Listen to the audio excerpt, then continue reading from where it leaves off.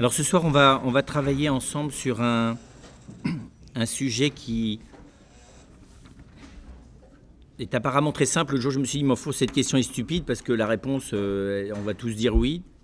Doit-on s'aimer soi-même Quel est l'abruti qui dirait non Puis je me suis dit, mais pourquoi est-ce que cette réponse nous paraît en tout cas évidente ? Parce que nous sommes en contraposition avec 2 siècles de jansénisme et que nous avons maintenant collectivement digéré le fait que la haine de soi, la dureté envers soi, la morbidité envers soi et les logiques d'autodestruction auxquelles ont poussé le puritanisme janséniste, quelles que soient ses formes, y compris sous sa forme laïque et non chrétienne, étaient destructrices psychologiquement, physiologiquement, transgénérationnellement. Et donc nous sommes tous absolument convaincus qu'il est évident qu'il faut s'aimer nous-mêmes. Ensuite, la première difficulté, c'est quand on se met face à l'Évangile. Tu veux ça me rapprocher. Quand on regarde l'Évangile, évidemment, c'est moins simple, parce que même s'il y a cette phrase, évidemment, qu'il faut aimer son prochain comme soi-même, il y a aussi des phrases qu'il est difficile d'éviter et qui ne font pas dans la demi-mesure. La première, c'est perdre sa vie, puisqu'il s'agit clairement de perdre sa vie. Il s'agit de renoncer à soi-même, même d'accepter de porter sa croix, en sachant que le terme « porter sa croix » désigne un instrument de torture ou plus exactement un instrument de mise à mort. C'est comme de porter sa guillotine, enfin, vous voyez, en gros, comme de porter le tranchant de la guillotine sur son épaule. Et puis, le plus radical, c'est dans Saint Jean, où Jésus parle... Alors, on édulcore dans la traduction, mais le texte dit très clairement qu'il s'agit de haïr son âme. Voilà. Et l'âme, ça veut dire la vie dans son ensemble. Et c'est haïr, c'est pas le mot. Il y a, je dirais, on peut pas l'éviter, quoi. On l'a dans la figure, on peut le transformer, mais il n'y a pas dans il n'y a pas d'interprétation possible sur les mots. Alors après ça, on peut faire des élucubrations intellectuelles très très élaborées pour éviter les termes qu'utilise Jean, mais quand on sait en plus la rigueur avec laquelle il les utilise, c'est tout simplement de la malhonnêteté. Voilà, donc ça veut dire que finalement c'est à la fois très simple et puis qu'en même temps l'Évangile ne travaille pas nécessairement clairement dans notre sens.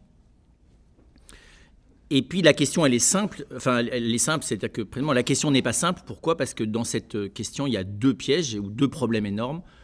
Qu'est-ce que ça veut dire aimer ? De quoi parle-t-on s'aimer ? Qu'est-ce que ça veut dire s'aimer ? Et finalement ça c'est beaucoup moins simple que ça en a l'air. Quant à soi-même, ça c'est carrément de l'ordre du mystère. Donc s'aimer soi-même, c'est plus compliqué que d'aimer son chien, que d'aimer manger, je ne sais pas trop quoi, du tiramisu ou des carottes crues. Finalement, c'est moins simple que ça en a l'air, s'aimer soi-même. Et donc, il me semble qu'il faut qu'on descende un peu dans la vraie question, c'est de quoi parle-t-on quand on envisage ou on considère qu'il faut s'aimer et qu'est-ce que c'est le soi-même ? Les deux, on va le voir, étant liés de manière à la fois très belle mais en même temps redoutable. Parce que spontanément pour nous, quand on dit il faut s'aimer les uns les autres, s'aimer soi-même, nous désignons une espèce de nébuleuse affective qui est entre la bienveillance, l'attachement, l'émotion compassionnelle. Je parle d'émotion compassionnelle, pas de compassion. Et je me disais, mais au fond, de manière primaire, aujourd'hui, vous ouvrez un bouquin de psychologie, enfin, vous n'ouvrez pas un bouquin, vous ouvrez une revue féminine, et même désormais une revue masculine, qui ne parle pas de voiture ou de football. Et vous avez, on vous explique, je ne sais pas tous les combien de numéros, parce que c'est cyclique, qu'il faut s'aimer soi-même. C'est-à-dire, pour faire simple, qu'il faut à la fois prendre soin de soi, veiller sur soi. Ça, c'est le premier niveau, c'est le niveau élémentaire. Puis ensuite, il faut pourvoir à ses besoins et ne pas hésiter à se faire plaisir d'une manière raisonnable pour la santé, mais maximale pour la satisfaction. Voilà. Et on reconnaît là le rapport de l'animal à lui-même, pour faire simple. Enfin, vous voyez, c'est à la fois tout à fait juste, en même temps, c'est parfaitement animal, il n'y a rien de spécifiquement humain là-dedans. L'animal prend soin de lui-même, il veille à se protéger lui-même, d'ailleurs, dans certains cas, chez les animaux, à protéger aussi son semblable. Et les animaux, en tout cas les mammifères, à la fois pourvoient à leurs besoins et optimisent leur rapport survie-plaisir de manière très variable d'une espèce à l'autre, mais d'une manière remarquable dans toutes les espèces. Et on reconnaît là les deux caractéristiques qu'Aristote soulignait, c'est l'amour d'utilité et l'amour de plaisir. Et donc et évidemment, quand nous n'avons pas ce rapport à nous-mêmes, c'est évidemment inquiétant. Et on comprend que une philosophie, une manière d'exister socialement, des rapports humains, une éducation humaine ou une religion qui développerait un sabordage de ces deux rapports fondamentaux à soi serait pour le moins inquiétante, pathologisante, quoi. C'est vrai, si prétendre qu'il peut être bon pour l'homme de cesser de se protéger de manière élémentaire lui-même, c'est-à-dire de s'autodétruire, prétendre que l'homme n'a pas d'abord à prendre soin de lui, mais d'abord à s'exposer et à s'user au service d'autrui, que le plaisir est le pire des dangers qui le menacent, en tout cas la perversion, enfin la tentation de la perversion, c'est le chemin vers les perversions les pires, et que pour voir à ses besoins, c'est au minimum, est évidemment, on va dire ça là encore, animalement malsain. Donc il n'y a pas besoin de faire de la philosophie, de la psychologie, de la théologie ou de la sociologie pour voir que, quelles que soient les raisons intellectuelles ou les raisons pratiques par lesquelles on inflige à des humains ou les humains s'infligent à eux-mêmes de la non-protection, du non-soin, du déplaisir et de la non-bienveillance envers soi-même, on est clairement dans des phénomènes très, très radicaux du point de vue de la subversion du rapport du vivant à lui-même, pour être très simple encore. Donc effectivement, ça permet de mesurer, à contrario, la gravité du jansénisme dans lequel nous avons grandi, pas tous, enfin, dont nous gérons les miasmes ou les conséquences, qui est quand même récente, hein, c'est une maladie qui n'a que 3 siècles,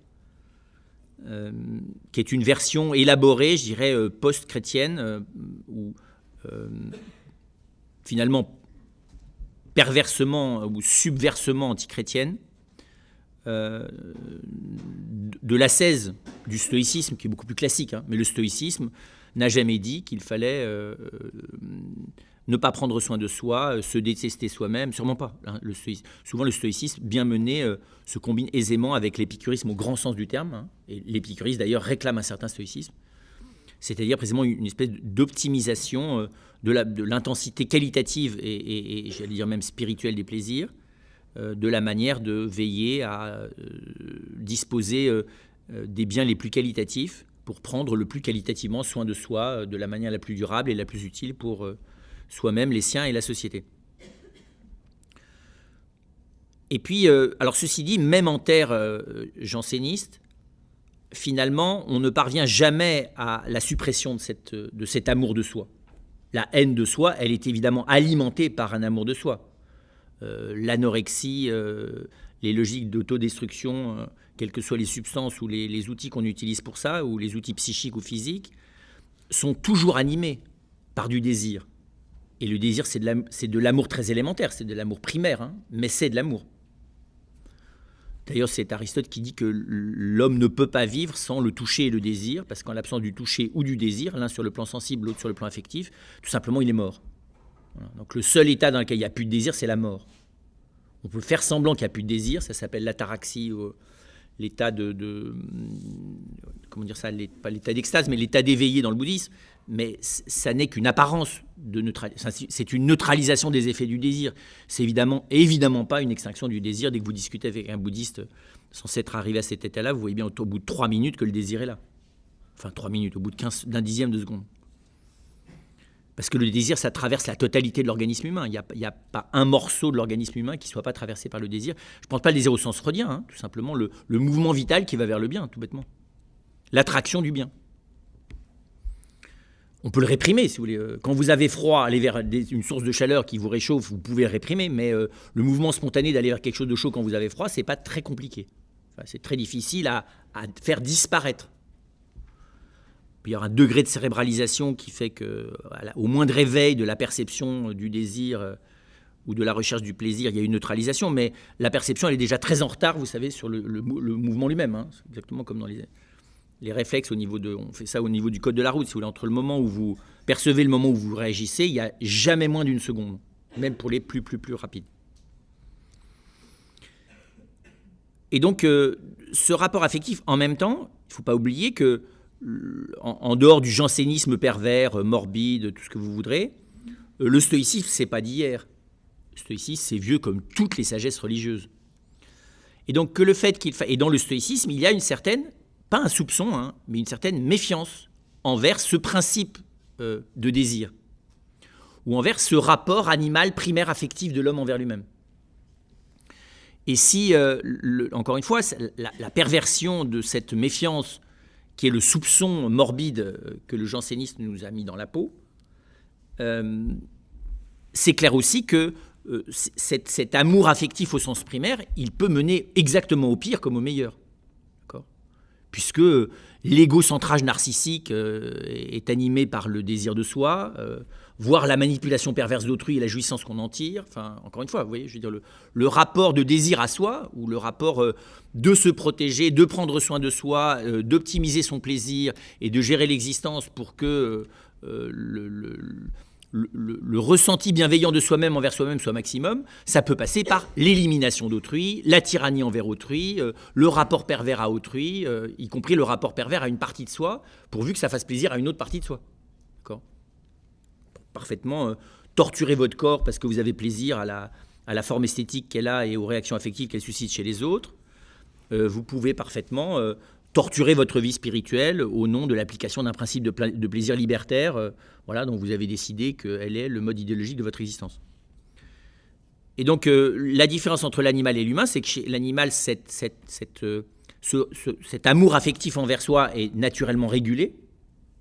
Hein, on voit rarement, si vous voulez... Enfin, les animaux ne passent pas autant de temps dans leur salle de bain que certaines personnes, vous voyez ce que je veux dire ?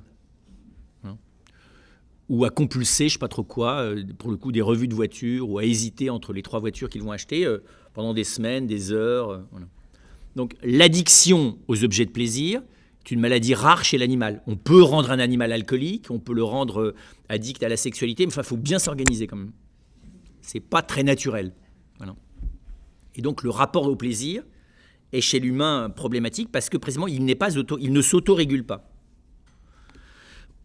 Et que bizarrement, alors, on peut égocentrer, encore une fois, le narcissique, il s'aime beaucoup lui-même.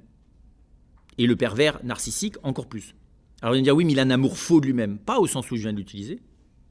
Il applique la protection, le soin de lui-même, l'optimisation du plaisir et l'organisation de l'ensemble de son existence au service de l'agréable maximum.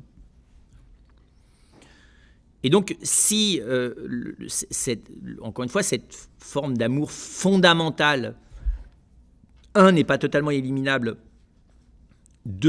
pose problème, c'est bien parce qu'il doit être, comprenez bien, éduqué, accompagné, conduit, il doit se développer, il doit trouver sa place à l'intérieur d'une réalité qui est humaine, qui est plus large que simplement des logiques affectives. Et donc on voit bien que, par expérience, l'amour de soi, dans ce sens affectif, est une condition nécessaire, mais pas suffisante pour s'aimer soi-même. Se détester affectivement soi-même, c'est-à-dire avoir retourné l'amour en haine, enfin, oui, en détestation, c'est-à-dire, en gros, aimer ce que l'on voudrait être et qu'on ne parvient pas à être, parce qu'en gros, c'est ça.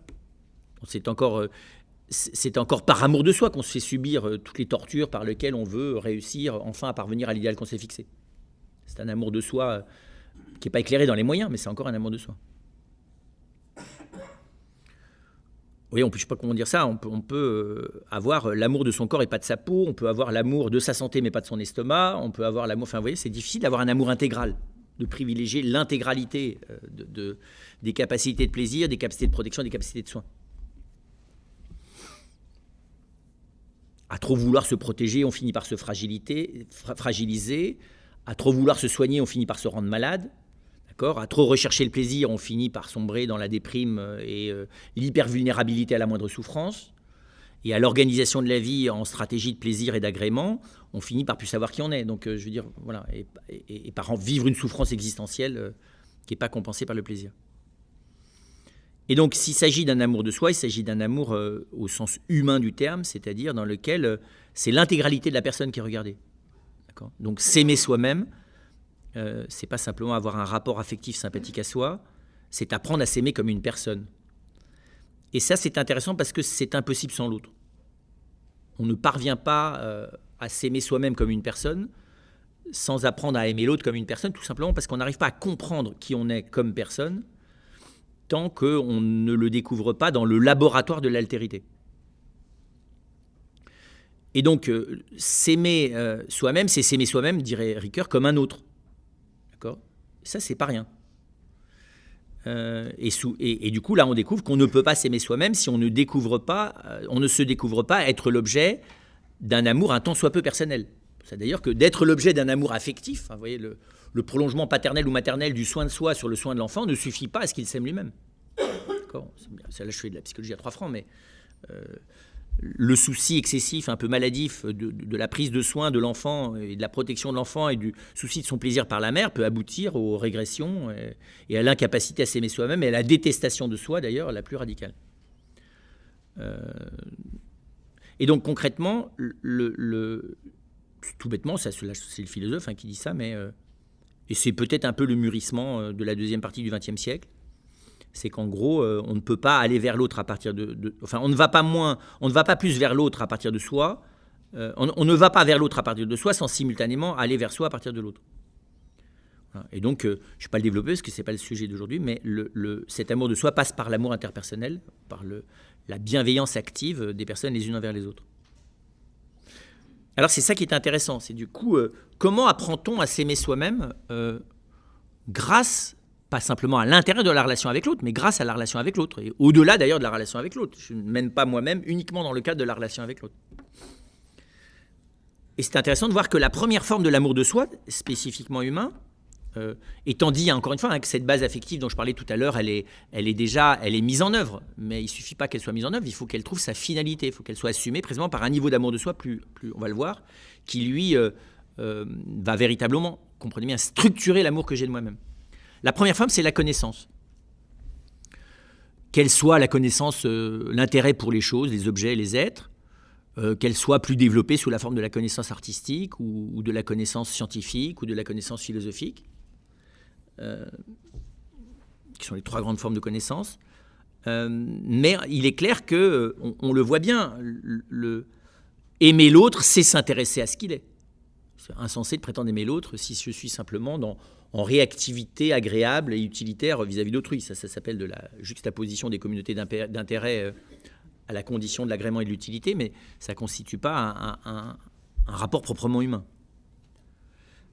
Et donc concrètement, moi ça me semble énorme de découvrir que la connaissance est la première forme d'amour de soi. Ne pas veiller à comprendre, ne pas désirer comprendre, ne pas mettre en œuvre fondamentalement l'apprentissage de soi et d'autrui dans l'ordre de la compréhension, c'est rater la base de l'amour de soi.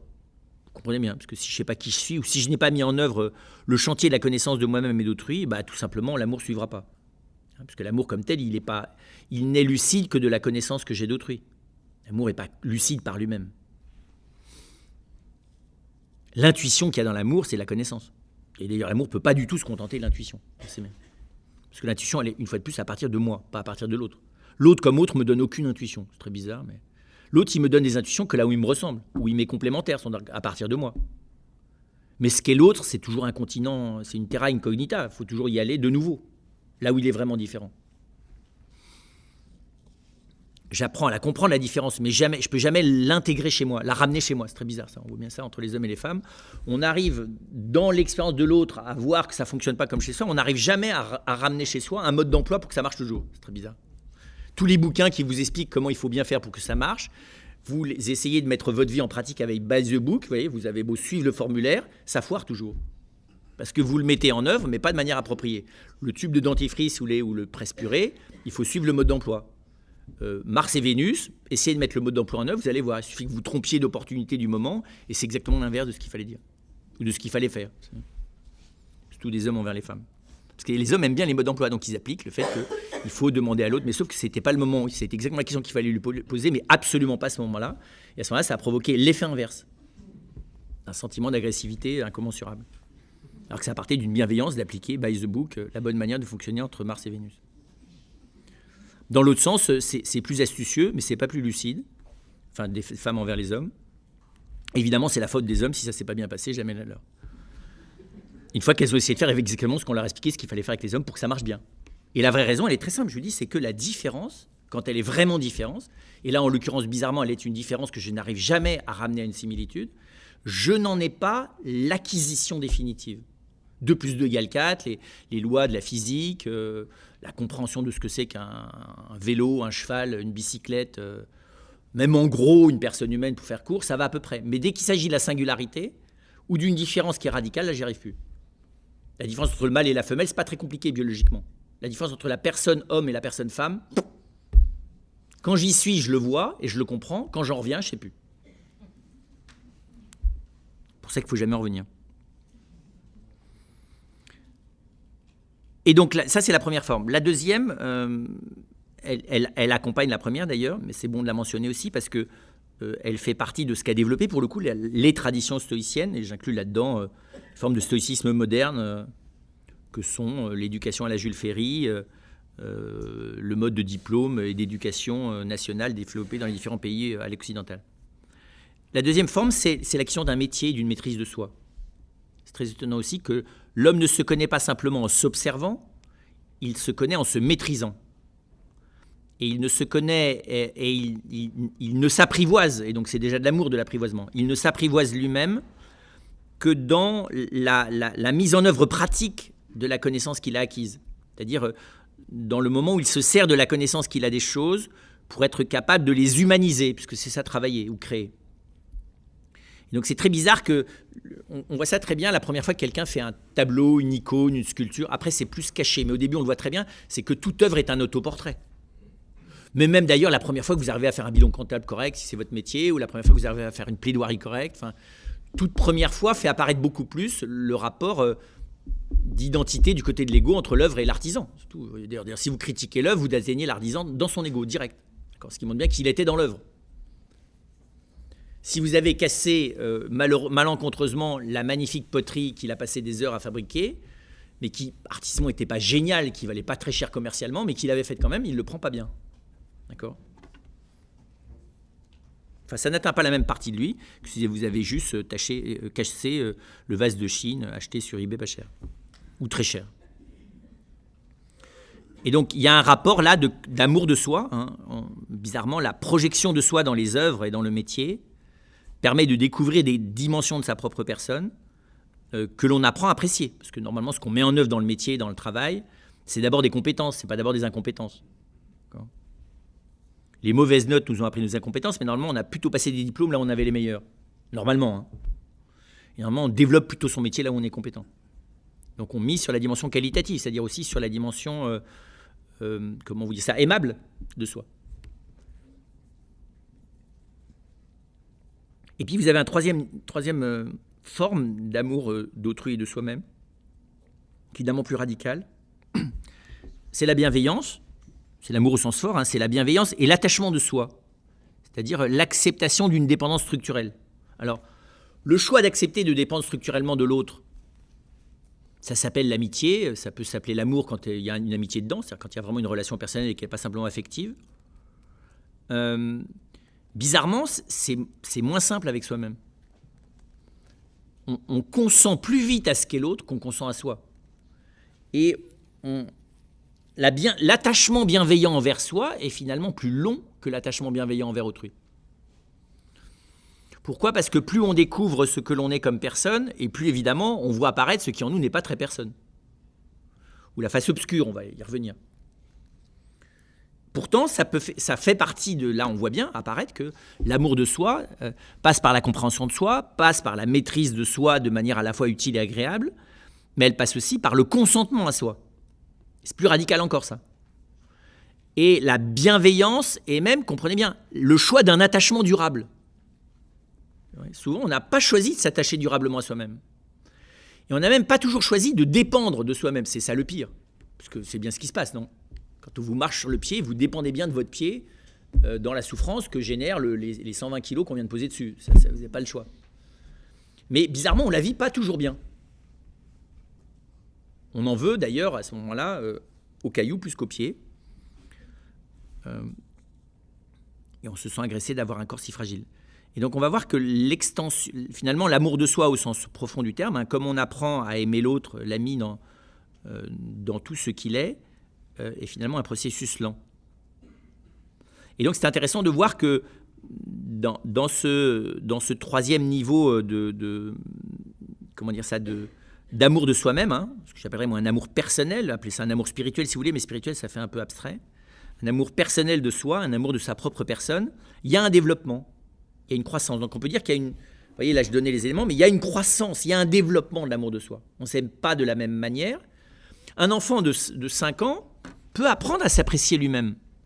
Première fois, voilà, il peut bien prendre ou mal prendre, apprendre à exercer la délicatesse et la patience avec lui-même parce qu'il est maladroit sur telle chose, parce qu'il s'est senti ridicule, mais il a réussi à le dépasser dans la honte qu'il avait devant autrui. Enfin, c'est ce qui m'avait beaucoup frappé d'une jeune fille c'est une réunion qui a lieu tous les ans à l'Office chrétien des handicapés pour les frères et les sœurs qui ont des frères et des sœurs qui ont des problèmes psychiques lourds ou des handicaps.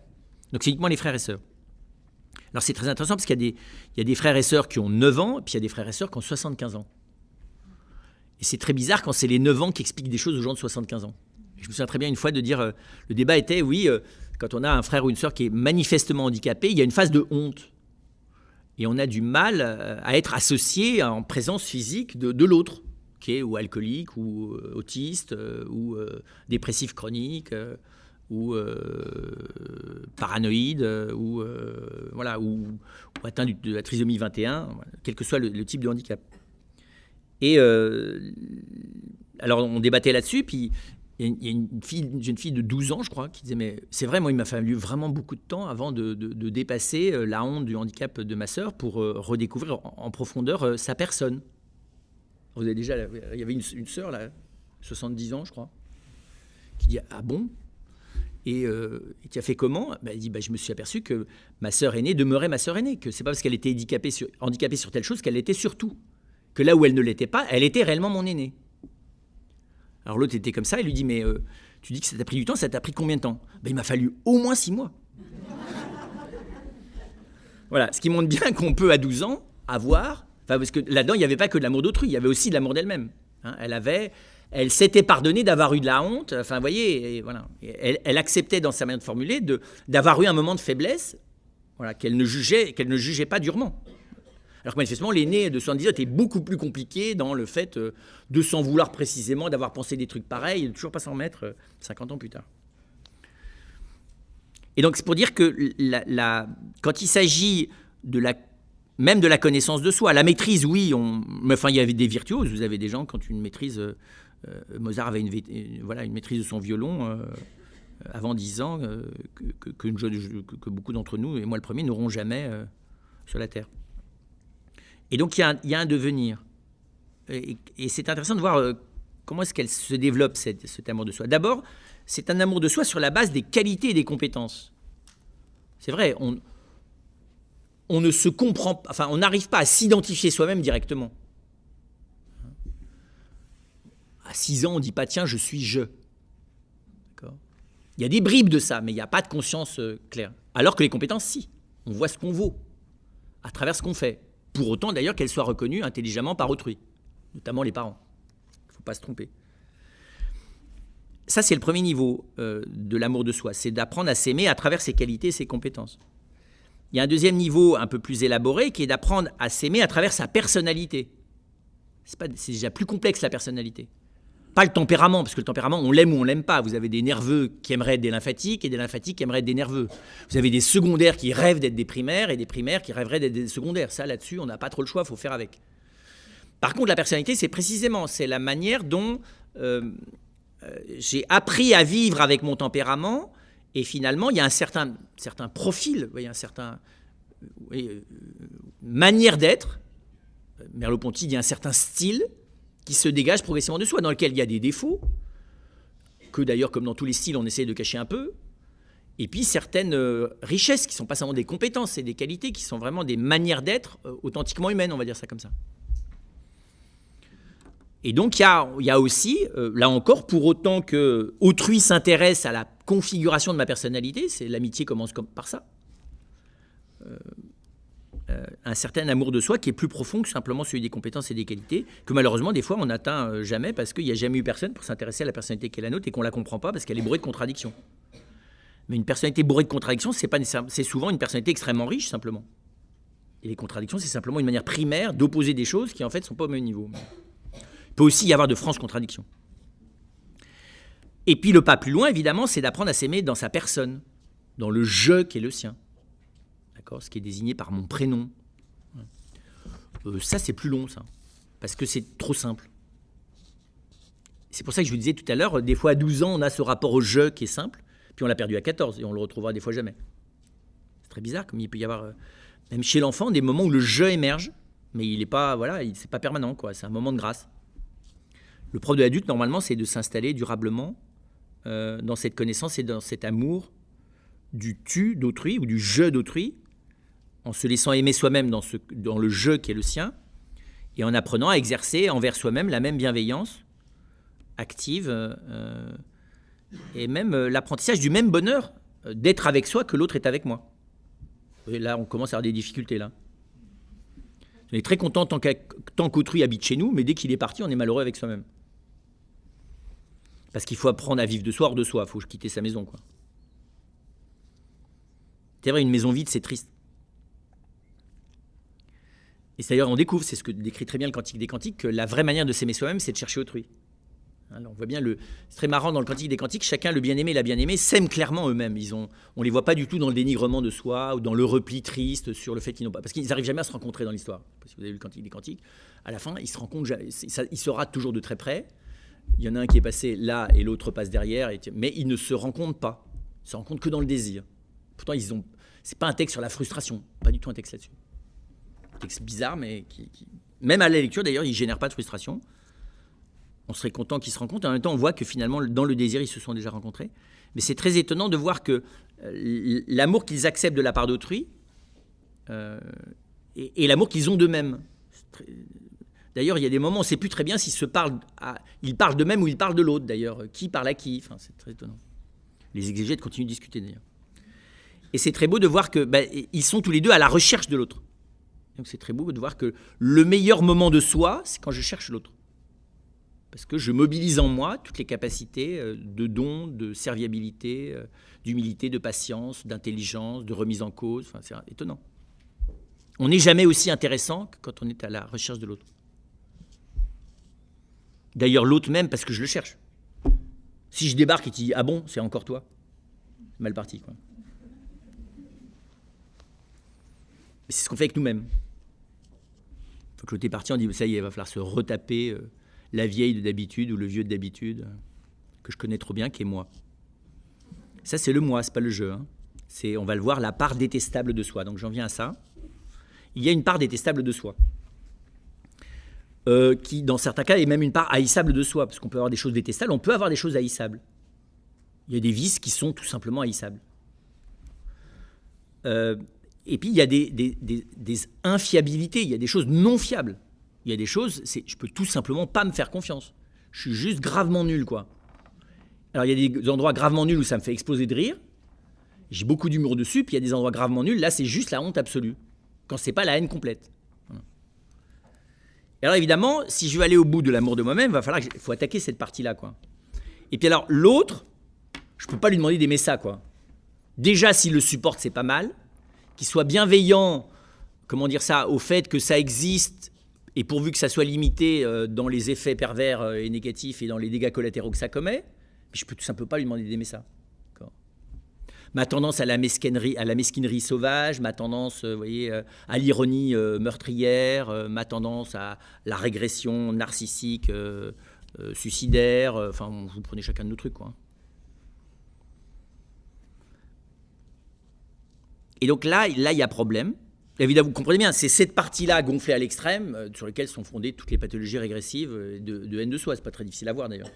Donc évidemment, dans une éducation où tu commences par repérer, comme l'éducation française jusqu'à il y a quelques années, la totalité des défauts d'autrui pour l'expliquer qu'il faut qu'il se corrige, et qu'évidemment, tu as l'impression que tu vas en faire un bouffi d'orgueil dès que tu lui dis qu'il a fait quelque chose de bien, c'est clair que vous créez des orgueilleux suicidaires, ce qui est quand même pas très cool, quoi. Il y a des gens qui se détestent eux-mêmes avec un acharnement qui avoisine la toute-puissance orgueilleuse. Et donc, la question, elle est comment faire avec ça? Surtout que on voit bien que nous mettons en connexion les parties détestables de nous, parce que les petits bouts, on finit par en faire des grands scénarios. D'accord, on est très fort là-dessus. On est pathologique, enfin, on est tous pathologiques, pour être clair, sur ce plan-là. Alors, des fois, soyons clairs, vous avez des personnalités qui ont des égos forts, je vous dis narcissiques et à peu près sereins, c'est juste qu'ils ont enterré le scénario négatif dans la cave avec une dalle de béton dessus. Le cadavre est dessous. Comme dit Jésus d'ailleurs, vous êtes comme des sépulcres blanchis. C'est une manière très bien de décrire que la problématique de la haine de soi a été enterrée dans la cave. Mais le cadavre est là, et il irradie. Vous avez quelques individus qui ont, ça arrive, qui ont une faible part détestable. C'est des gens, des fois, qui sont des personnes qui sont d'une simplicité, souvent d'une simplicité de cœur aussi, d'une simplicité, je sais pas, dans le rapport aux êtres, aux personnes, des gens qui sont, alors on va dire, ils sont traversés par la grâce, je pense aussi un peu. Dès qu'on les connaît un peu mieux, on s'aperçoit que c'est un peu plus compliqué. Ça, c'est vu de loin quand on les croise, vous savez, quand on se met à vivre avec eux. Vous savez, c'est la même chose que quand vous traversez le couvent, vous assistez à l'office, puis quand vous vivez 3 semaines avec les frères ou les sœurs. Comme dans une famille, vous savez, la famille est merveilleuse, tout le monde. C'était juste pour le repas familial de Noël. Hein. Sois là le soir du 1er janvier, tu vas voir. Alors là-dessus, on voit bien, le monde contemporain a mis en stratégie de manière légitime, d'ailleurs, une part de tentative d'explication de la part détestable. Mais explication ne vaut pas excuse quand même. Et donc c'est ça le problème. Aujourd'hui, on est là-dedans, et c'est intéressant d'ailleurs. On essaie d'expliquer, et on aimerait bien que ça excuse, et qu'à force de bien expliquer pourquoi je suis vraiment détestable, parce que j'en peux rien, mais mon père, ma mère, le contexte, la culture, le truc, les événements, les traumas et tout ça. Et si on est honnête, à la fin, ça aboutit pas à une réconciliation.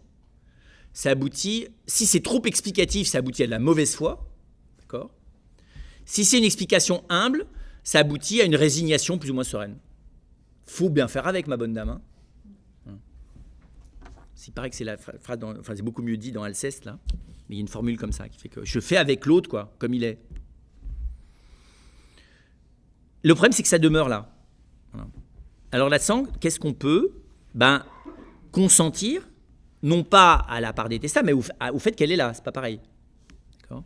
Pas à sa logique, mais parce qu'évidemment, la part détestable, je vous disais bien, c'est par abstraction. Il n'y a pas une partie, d'ailleurs c'est faux philosophiquement de dire qu'il y a une part détestable. Il y a des logiques détestables, il y a des connexions, il y a des alliances détestables. Mais, vous voyez, dans le software, pour utiliser des métaphores, mais il n'y a jamais rien dans le hardware qui soit détestable. Aucune passion n'est détestable. C'est la connexion des passions dans un scénario destructeur ou manipulateur. La colère, c'est excellent pour la santé.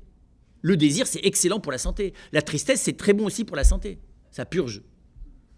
La haine, c'est excellent pour la santé quand il s'agit de choses qui sont totalement agressives et que je dois refouler avec ardeur et instantanéité sous menace de me faire détruire. Il n'y a rien du corps, il n'y a pas un seul organe qui soit intrinsèquement haïssable et que même traversé par les pires passions qui deviennent haïssables. La main du meurtrier n'est jamais haïssable. C'est même pas le désir qu'il a. C'est le scénario qui lui a fait aboutir à ne pas voir ou à ne pas ressentir l'horreur de ce qu'il commettait. C'est autre chose, d'accord ? Donc c'est dans les connexions qu'il y a des horreurs. Donc là, il y a déjà un travail de lucidité. Du fait que c'est pas parce que je déteste certains de mes fonctionnements que ça me donne le droit de me détester moi-même. Ça n'a pas de sens. D'accord ? Alors on va me dire, ouais, mais c'est plus compliqué que ça. Il y a ma complicité. C'est vrai. La complicité, c'est une mauvaise alliance. C'est une influençabilité. Mais l'influençabilité par le mal, elle est aussi... je ne peux pas la séparer de l'influençabilité par le bien. Hein. C'est propre de l'homme d'être influençable. Il est corporel, donc il est intrinsèquement sous influence. Voilà, et donc concrètement, consentir à ce que je suis, à tout ce que je suis, et à ma manière d'être, voilà, aux alliances ou au fonctionnement pervers près. Ensuite, il y a la patience. Et il n'y a pas de patience sans espérance. C'est très bizarre. Cette espérance, d'ailleurs, est-elle légitime, que ça s'atténue? Alors oui, parce que oui, à une condition, c'est de passer par la coopération avec autrui. Quand on regarde de près. Et donc, si je veux vraiment continuer à progresser dans l'amour de moi-même sur ces zones marécageuses, il n'y a pas moyen de ne pas passer par autrui. Parce que bizarrement, autrui arrive à trier en moi la partie marécageuse, enfin, l'eau saine comme telle, mais qui stagnante devient paludienne, hein, pour prendre cet exemple. C'est l'autre qui arrive à faire ça. C'est pas moi. Moi, je mets des panneaux autour en marquant zone dangereuse.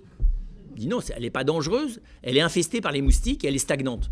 Donc tu fais un tout petit peu d'hydraulique là, et puis tu rajoutes de l'antipalu, enfin tu te chasses les moustiques avec du TNT, puis à la fin ça va devenir sain. Mais moi je vois pas ça. Parce qu'il y a aussi quelques personnes qui se sont chargées de me renvoyer l'ensemble de la zone paludienne en me disant de toute façon chez toi c'est pourri. Voilà, donc c'est pour dire que j'ai encore plus besoin du regard d'autrui pour réussir à assainir et le regard et les éventuels assainissements partiels, voilà, plus ou moins de mes logiques à moi. Il y a des choses sur lesquelles j'arrive effectivement. Il y a même des zones d'ailleurs sur lesquelles je suis structurellement incapable de bouger par moi-même, mais où j'ai besoin de l'autre. C'est comme un aveugle qui a besoin de quelqu'un qui le guide, ou le daltonien qui sait qu'il confond les couleurs. Voilà, le prof de l'alcoolique au sens fort qui est devenu responsable, c'est celui qui sait qu'il est alcoolique à vie, mais qui est capable de dire je ne peux, aidez-moi à ne pas boire. Voilà. Ça, c'est l'état de maturité. Parce que les logiques d'autodestruction de moi-même sont haïssables. Voilà. Je ne les souhaite ni pour moi, ni pour autrui. Et donc, s'il y a patience, c'est parce qu'il y a espérance que dans la coopération, il y a une part de résilience. Et il n'y a pas de résilience, que très bien montré sur Cyrulnik, sans autrui. On ne se résilie pas purement en vivant au milieu des animaux. Ça n'existe pas, les Robinson Crusoe et résilients. C'est Vendredi qui rend Robinson résilient. C'est pour ça qu'avant d'être chartreux, enfin d'abord on n'est pas tout seul, hein. C'est vrai, en plus on n'est même pas du tout seul, on a les autres juste à côté, dans la maison d'à côté, puis en plus on les retrouve tous les dimanches. Mais il n'y a pas de résilience dans la pure solitude, c'est ça que je voulais dire. Il n'y a pas de résilience non plus dans l'anonymat collectif. Hein. Alors il reste, je vous dis, la partie finalement, et à raison d'ailleurs qu'on n'arrivera pas à aimer, c'est la complicité, inconsciente ou consciente. C'est pour ça que vous voyez, je dirais, à l'égard de ces structures négatives. Jean-Paul II, j'aime bien cette expression, parle de structure de péché, c'est-à-dire ces espèces de mésalliances que souvent la culture d'ailleurs entérine et accroît. Et on est dans une culture aujourd'hui qui a inventé des mésalliances absolument redoutables entre l'économie, les pulsions de plaisir dans la consommation, la tentative d'être partout ailleurs et de ne jamais être là, enfin, de quantité de trucs un peu bizarres, qui ont des côtés très marrants dans un premier temps, puis qui s'avèrent être en faire des jeux pervers très rapidement. On s'est inventé là, on a complètement changé les relations, enfin, vous voyez, la configuration affective des individus a muté en l'espace d'un siècle de manière radicale, dans le rapport au corps, dans le rapport au temps, dans le rapport à l'eau, dans le rapport à l'efficience, dans le rapport au plaisir. Bon, mais c'est pas notre sujet directement. Enfin, je veux dire juste qu'on est dans un monde qui en gros pourrait vivre sous le slogan « Faites-vous plaisir », mais qui en gros est devenu un monde qui organise tout pour que ça soit très difficile. On n'est pas du tout dans un monde organisé pour se faire plaisir. C'est absolument pas le but du système. Le but, c'est que je sois rentable. Pas du tout que je me fasse plaisir. Le plaisir n'est qu'un instrument de l'efficience aujourd'hui, c'est très clair. Ce qui régit le monde, c'est pas le plaisir, c'est l'efficience. La mondialisation, c'est pas une grande orgie collective. Hein. C'est un système économico-social, c'est pas du tout pareil. Et nous n'avons droit au plaisir que sous vérification de sa rentabilité, il faut être très clair. Enfin, on est dans une tyrannie voilà, très très particulière.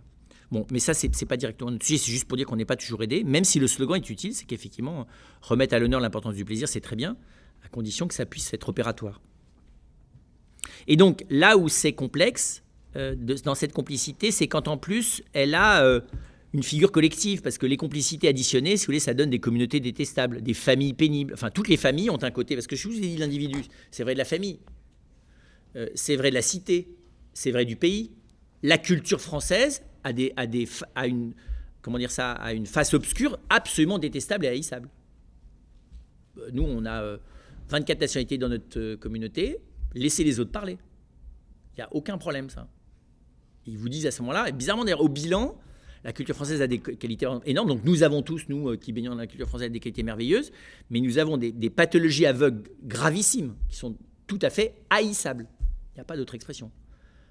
Je vous dis, la capacité d'égorger quelqu'un d'un mot dans la langue française et de lui faire perdre définitivement socialement la face pour 10 ans, il n'y a pas beaucoup de cultures au monde qui savent faire ça. Hein.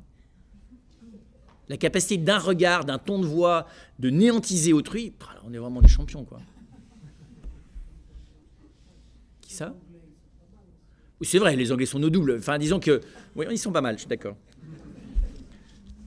Caricaturalement pour dire qu'ils ont des modes plus féminins, qu'on a des modes plus masculins, mais on a bien déteint les uns sur les autres. Hein. Donc là-dessus, du côté du 17e, avant c'était un peu plus... Mais bon, entre Hastings et 14-18, je ne sais pas ce qu'il y avait de pire. Voilà, donc c'est pour dire qu'on a des côtés collectivement, et c'est ça qui ne rend pas les choses faciles. Parce que quand on commence à identifier aussi ces pathologies collectives et notre complicité inconsciente à elles, voilà, c'est ce qui s'est vécu tragiquement en Allemagne dans l'après-deuxième guerre mondiale, et c'est ce que nous, on commence aussi à s'apercevoir, parce qu'on n'est pas exempt des perversités collectives graves, ce qui s'est passé à ce moment-là. Et donc c'est pas facile de prendre conscience de l'haïssable collectif. Parce que du coup, on a le sentiment qu'en ayant été complice du haïssable à grande échelle, on est monstrueusement, personnellement coupable. Enfin, oui. Voilà.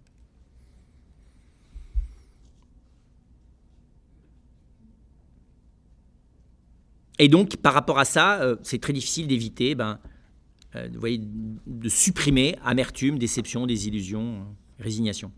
C'est en gros le processus dernier à l'égard de ça. Donc à la fin, humainement, on ne s'en sort pas complètement. C'est ça que je voulais vous dire. Il y a une tâche qu'on n'arrive pas à supprimer là, qui manque de chance, c'est au milieu du front. Alors le Christ. Qu'est-ce que Jésus vient de dire par rapport à tout ça? Deux choses. Il a une double attitude à deux niveaux différents. D'abord, évidemment, il vient consacrer ou bénir tout ce que je viens de vous dire, et il l'opère d'ailleurs pour une part. Il l'opère même à partir d'un point de vue qui est beaucoup plus haut que le rapport à autrui, qui est l'objectivité, ce qui est le regard de Dieu. En gros, dans toute la Bible, et c'est très clair pour le Christ, l'amour d'autrui, enfin le regard sur autrui et le regard sur soi, ne se prend de manière radicale qu'à partir du regard de Dieu. Et le regard de Dieu, il est inconditionnellement bon. C'est ça la révélation de l'Évangile. La première alliance chemine lentement sur ce sujet-là, et jamais de manière absolument décisive. On ne peut pas dire qu'à la lumière de la première alliance, du Premier Testament, on ne peut pas dire qu'il y ait une détermination ultime sur le fait que l'amour de Dieu est inconditionnel pour ce que nous sommes. Bien qu'à mon avis, quand on lit d'un peu plus près, on le voit. Voilà. Mais dans l'Évangile, c'est relativement clair. Et donc, et qu'il y a une distinction radicale entre cette bonté radicale de la créature et les modes de fonctionnement qui, chez elle, posent problème. Le péché, c'est de l'ordre du fonctionnement, c'est pas de l'ordre de l'être. D'accord. Et donc, si Dieu dénonce le péché chez l'homme, c'est des modes de fonctionnement. D'accord. C'est jamais l'homme comme homme, c'est toujours sa manière de faire. C'est-à-dire même jamais sa manière d'être, c'est toujours sa manière d'agir, c'est très précis. Le regard du Christ. C'est la manière d'agir. La femme adultère, c'est très impressionnant. Il ne dit pas « ça n'est pas grave que tu sois adultère ». Il ne la condamne pas d'être adultère, il la condamne de l'acte adultère. C'est très précis. Personne ne te condamne, personne, Seigneur. Moi non plus, je ne te condamne pas. La condamnation porte sur des actes. On est en juridique, hein. Pas sur des manières de faire. Les manières de faire, et pas sur les personnes. La justice ne condamne pas une personne, elle condamne un acte. Évidemment, cet acte, elle a un sujet, c'est la personne. Donc elle prend après ça Mais la personne est juridiquement condamnée en raison de son acte, pas en raison de son être. Enfin, très rapidement, la justice vous condamne pour d'autres raisons, hein, mais ça, c'est autre chose. C'est la manière humaine de faire. Précisément, des fois, on a même le défaut d'être ce qu'on est, quoi. Et ça, c'est la perversion de la justice humaine. Et donc, c'est très impressionnant de voir qu'il y a une objectivité contemplative, que l'objectivité contemplative sur laquelle le Christ s'appuie n'est pas la connaissance que nous avons de nous-mêmes. C'est la connaissance que Dieu a de nous. Et cette connaissance, elle est éminemment et absolument positive. Donc, il y a une espèce de, comment vous dire ça, de rééducation radicale du regard porté sur soi et de la bienveillance qui l'accompagne. Qu'on opère rarement d'ailleurs. Adorer, c'est ça. Adorer, c'est abandonner, relativiser radicalement la connaissance et l'appréciation que j'ai de moi-même pour m'en remettre au seul qui me connaît selon mes reins et mon cœur, qui est le Créateur. Et qui manifestement, quand on voit simplement la structure par laquelle il m'a voulu existant, est démesurément aimant de cette petite chose que je suis. Parce que c'est vrai, pour fabriquer un humain, dans la série des prises de risque, de la confiance faite aux créatures, on est dans le débat d'aujourd'hui ne fait que le montrer. Hein. Il n'aurait jamais dû déléguer ça, quoi. C'est de la folie. En plus, déléguer ça à un acte inconscient, pas toujours moral, sans aucune perception de la gravité, de la responsabilité qu'on est en train... c'est hallucinant, la fécondité. C'est quand même un truc... Il y a un subterfuge de Dieu là-dedans qui est quand même bizarre. Chez les animaux, on comprend, mais chez nous... C'est très étonnant. Ça a toujours surpris d'ailleurs tous les philosophes. Et du coup, ça veut dire que l'amour de soi est fondé en termes bibliques sur un consentement radical à soi, qui n'est pas un consentement de nouveau sur la base de ce que je comprends de moi-même, qui est un consentement sur la base de ce que Dieu a fait quand il m'a fait. Vous comprenez bien? Donc c'est un consentement non négociable. Je peux ne pas me plaire. Ce n'est pas le problème. J'ai été voulu d'un amour absolu. Alors on va dire, oui, mais mes parents ne m'ont pas transmis ça comme information. Possible, c'est pas parce que l'information n'a pas été... Là, on n'est pas dans l'ordre de la transmission, on est dans l'ordre de l'être. Seul un amour infini est capable de causer l'être que nous sommes. C'est très simple. Alors vous me direz, comment on découvre ça? Il faut s'y mettre un peu, mais la Bible, elle ne nous l'explique pas, elle nous le dit. Elle ne nous le démontre pas, elle nous l'affirme, c'est plus simple. Et je trouve que c'est énorme ça, parce que ça veut dire que ça me dépossède du risque d'interprétation, ou de... Vous voyez, je ne sais pas comment dire ça, à la limite, je perds ma capacité de me juger sur le fondement de ce que je suis. Enfin, sur le fond, c'est-à-dire sur ce que je suis. J'ai encore le droit de me juger partiellement, en tout cas à ce stade-là, sur mes actes. Ça ne va pas durer très longtemps, d'ailleurs, vous en doutez, mais, parce que les mœurs de Dieu s'étendent. Mais... La deuxième dimension, c'est que le Christ vient proposer, alors, dans sa mort, dans sa souffrance, c'est plus bizarre, manifestement dans un amour de lui-même assez limité, en tout cas à première lecture.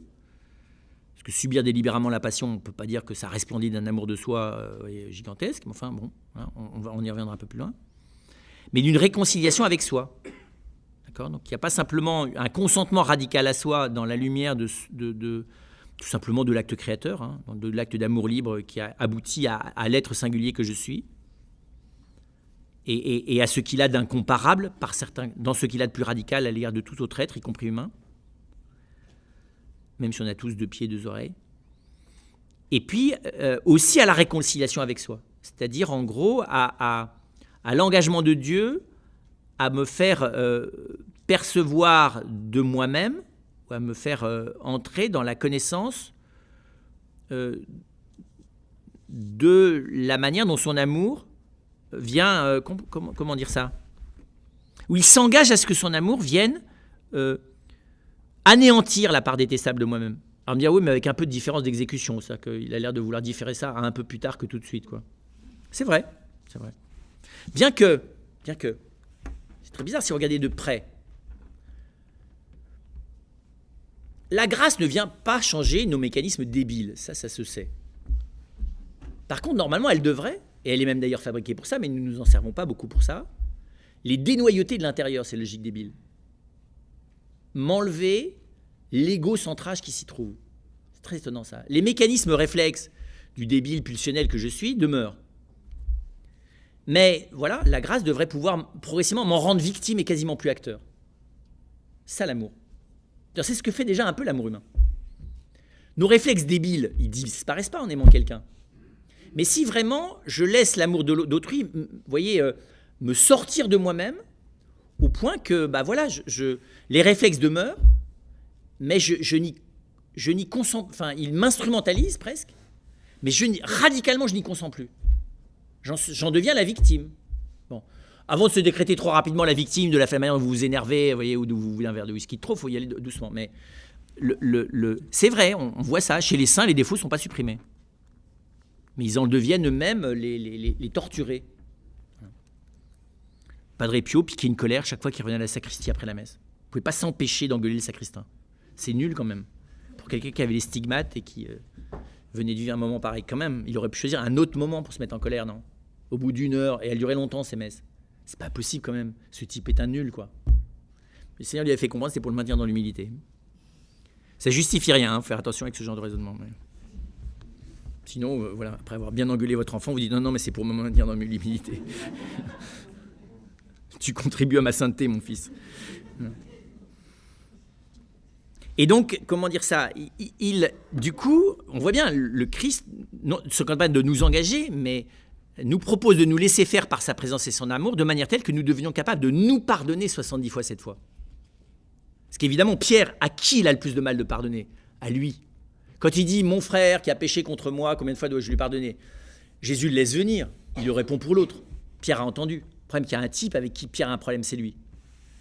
Une servante ricane, claque, il flanche. Pas très bien assis en lui-même, le bonhomme.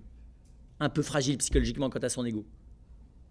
Pas très assuré dans l'amour profond de Dieu pour lui et dans la manière dont il est, aux yeux de Dieu, tout à fait fiable, pas au sien. Pierre doute fondamentalement de sa compétence et de sa compétence spirituelle. Il a du mal à croire, on comprend d'ailleurs. Hein. Quelqu'un qui débarque de nulle part, qui est fils de charpentier et qui lui dit maintenant c'est plus les poissons dont tu vas t'occuper, c'est du management collectif. D'accord ? On comprend qu'ils sont un peu déstabilisés. Et donc 70 fois cette fois. On voit ça de manière très très belle dans l'évangile de Luc en Marie. On voit à la fois le consentement contemplatif dont je vous parle, on le voit dans « qu'il me soit fait selon ta parole ». C'est très très beau, c'est en gros de dire dans l'effarement de ce qui est en train de lui être dit, elle s'en remet intégralement à la confiance qui lui est faite. Bien joué, difficile, simple mais difficile.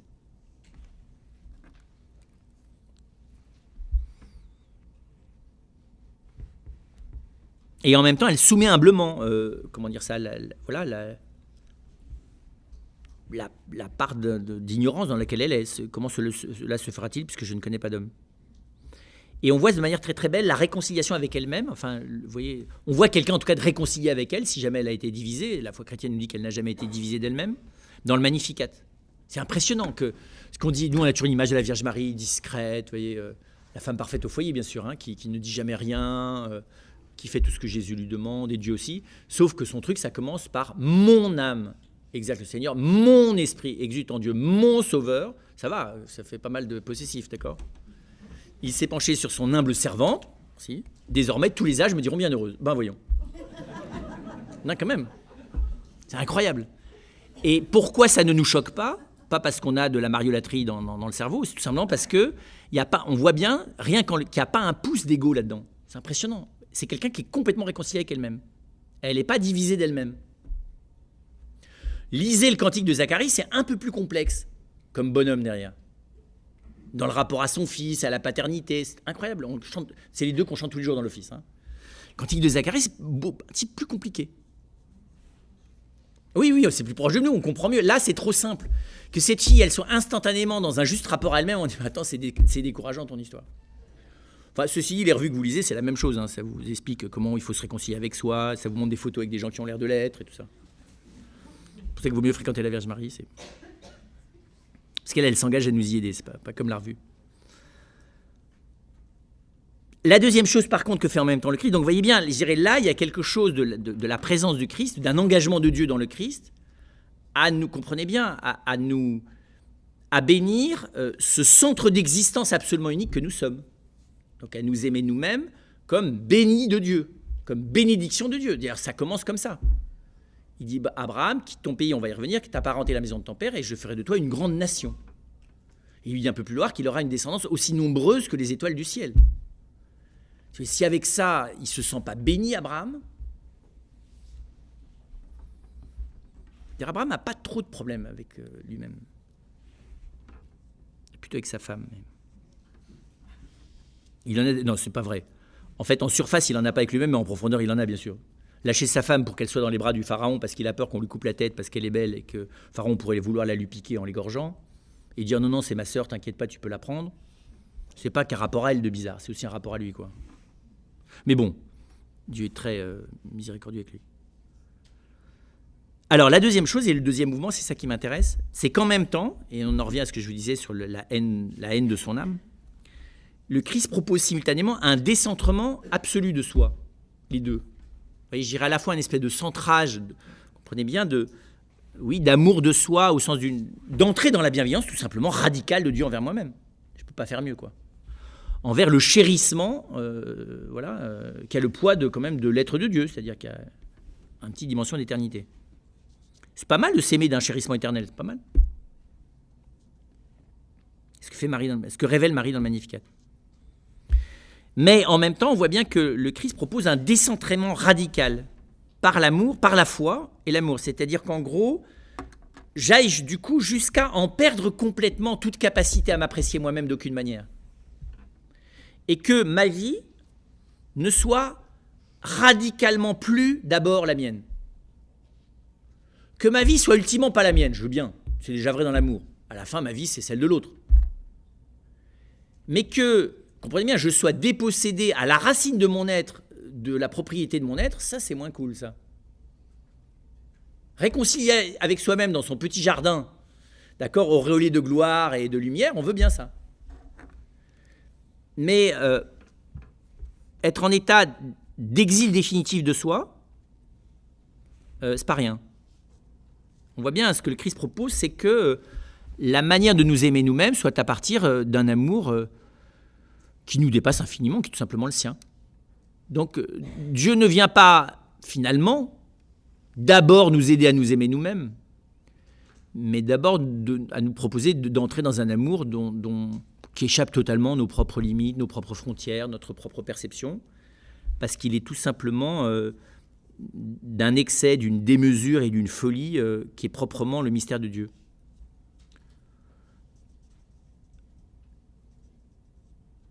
Et ce décentrement, pour entrer dans cet amour de soi, évidemment, ça passe par la perte.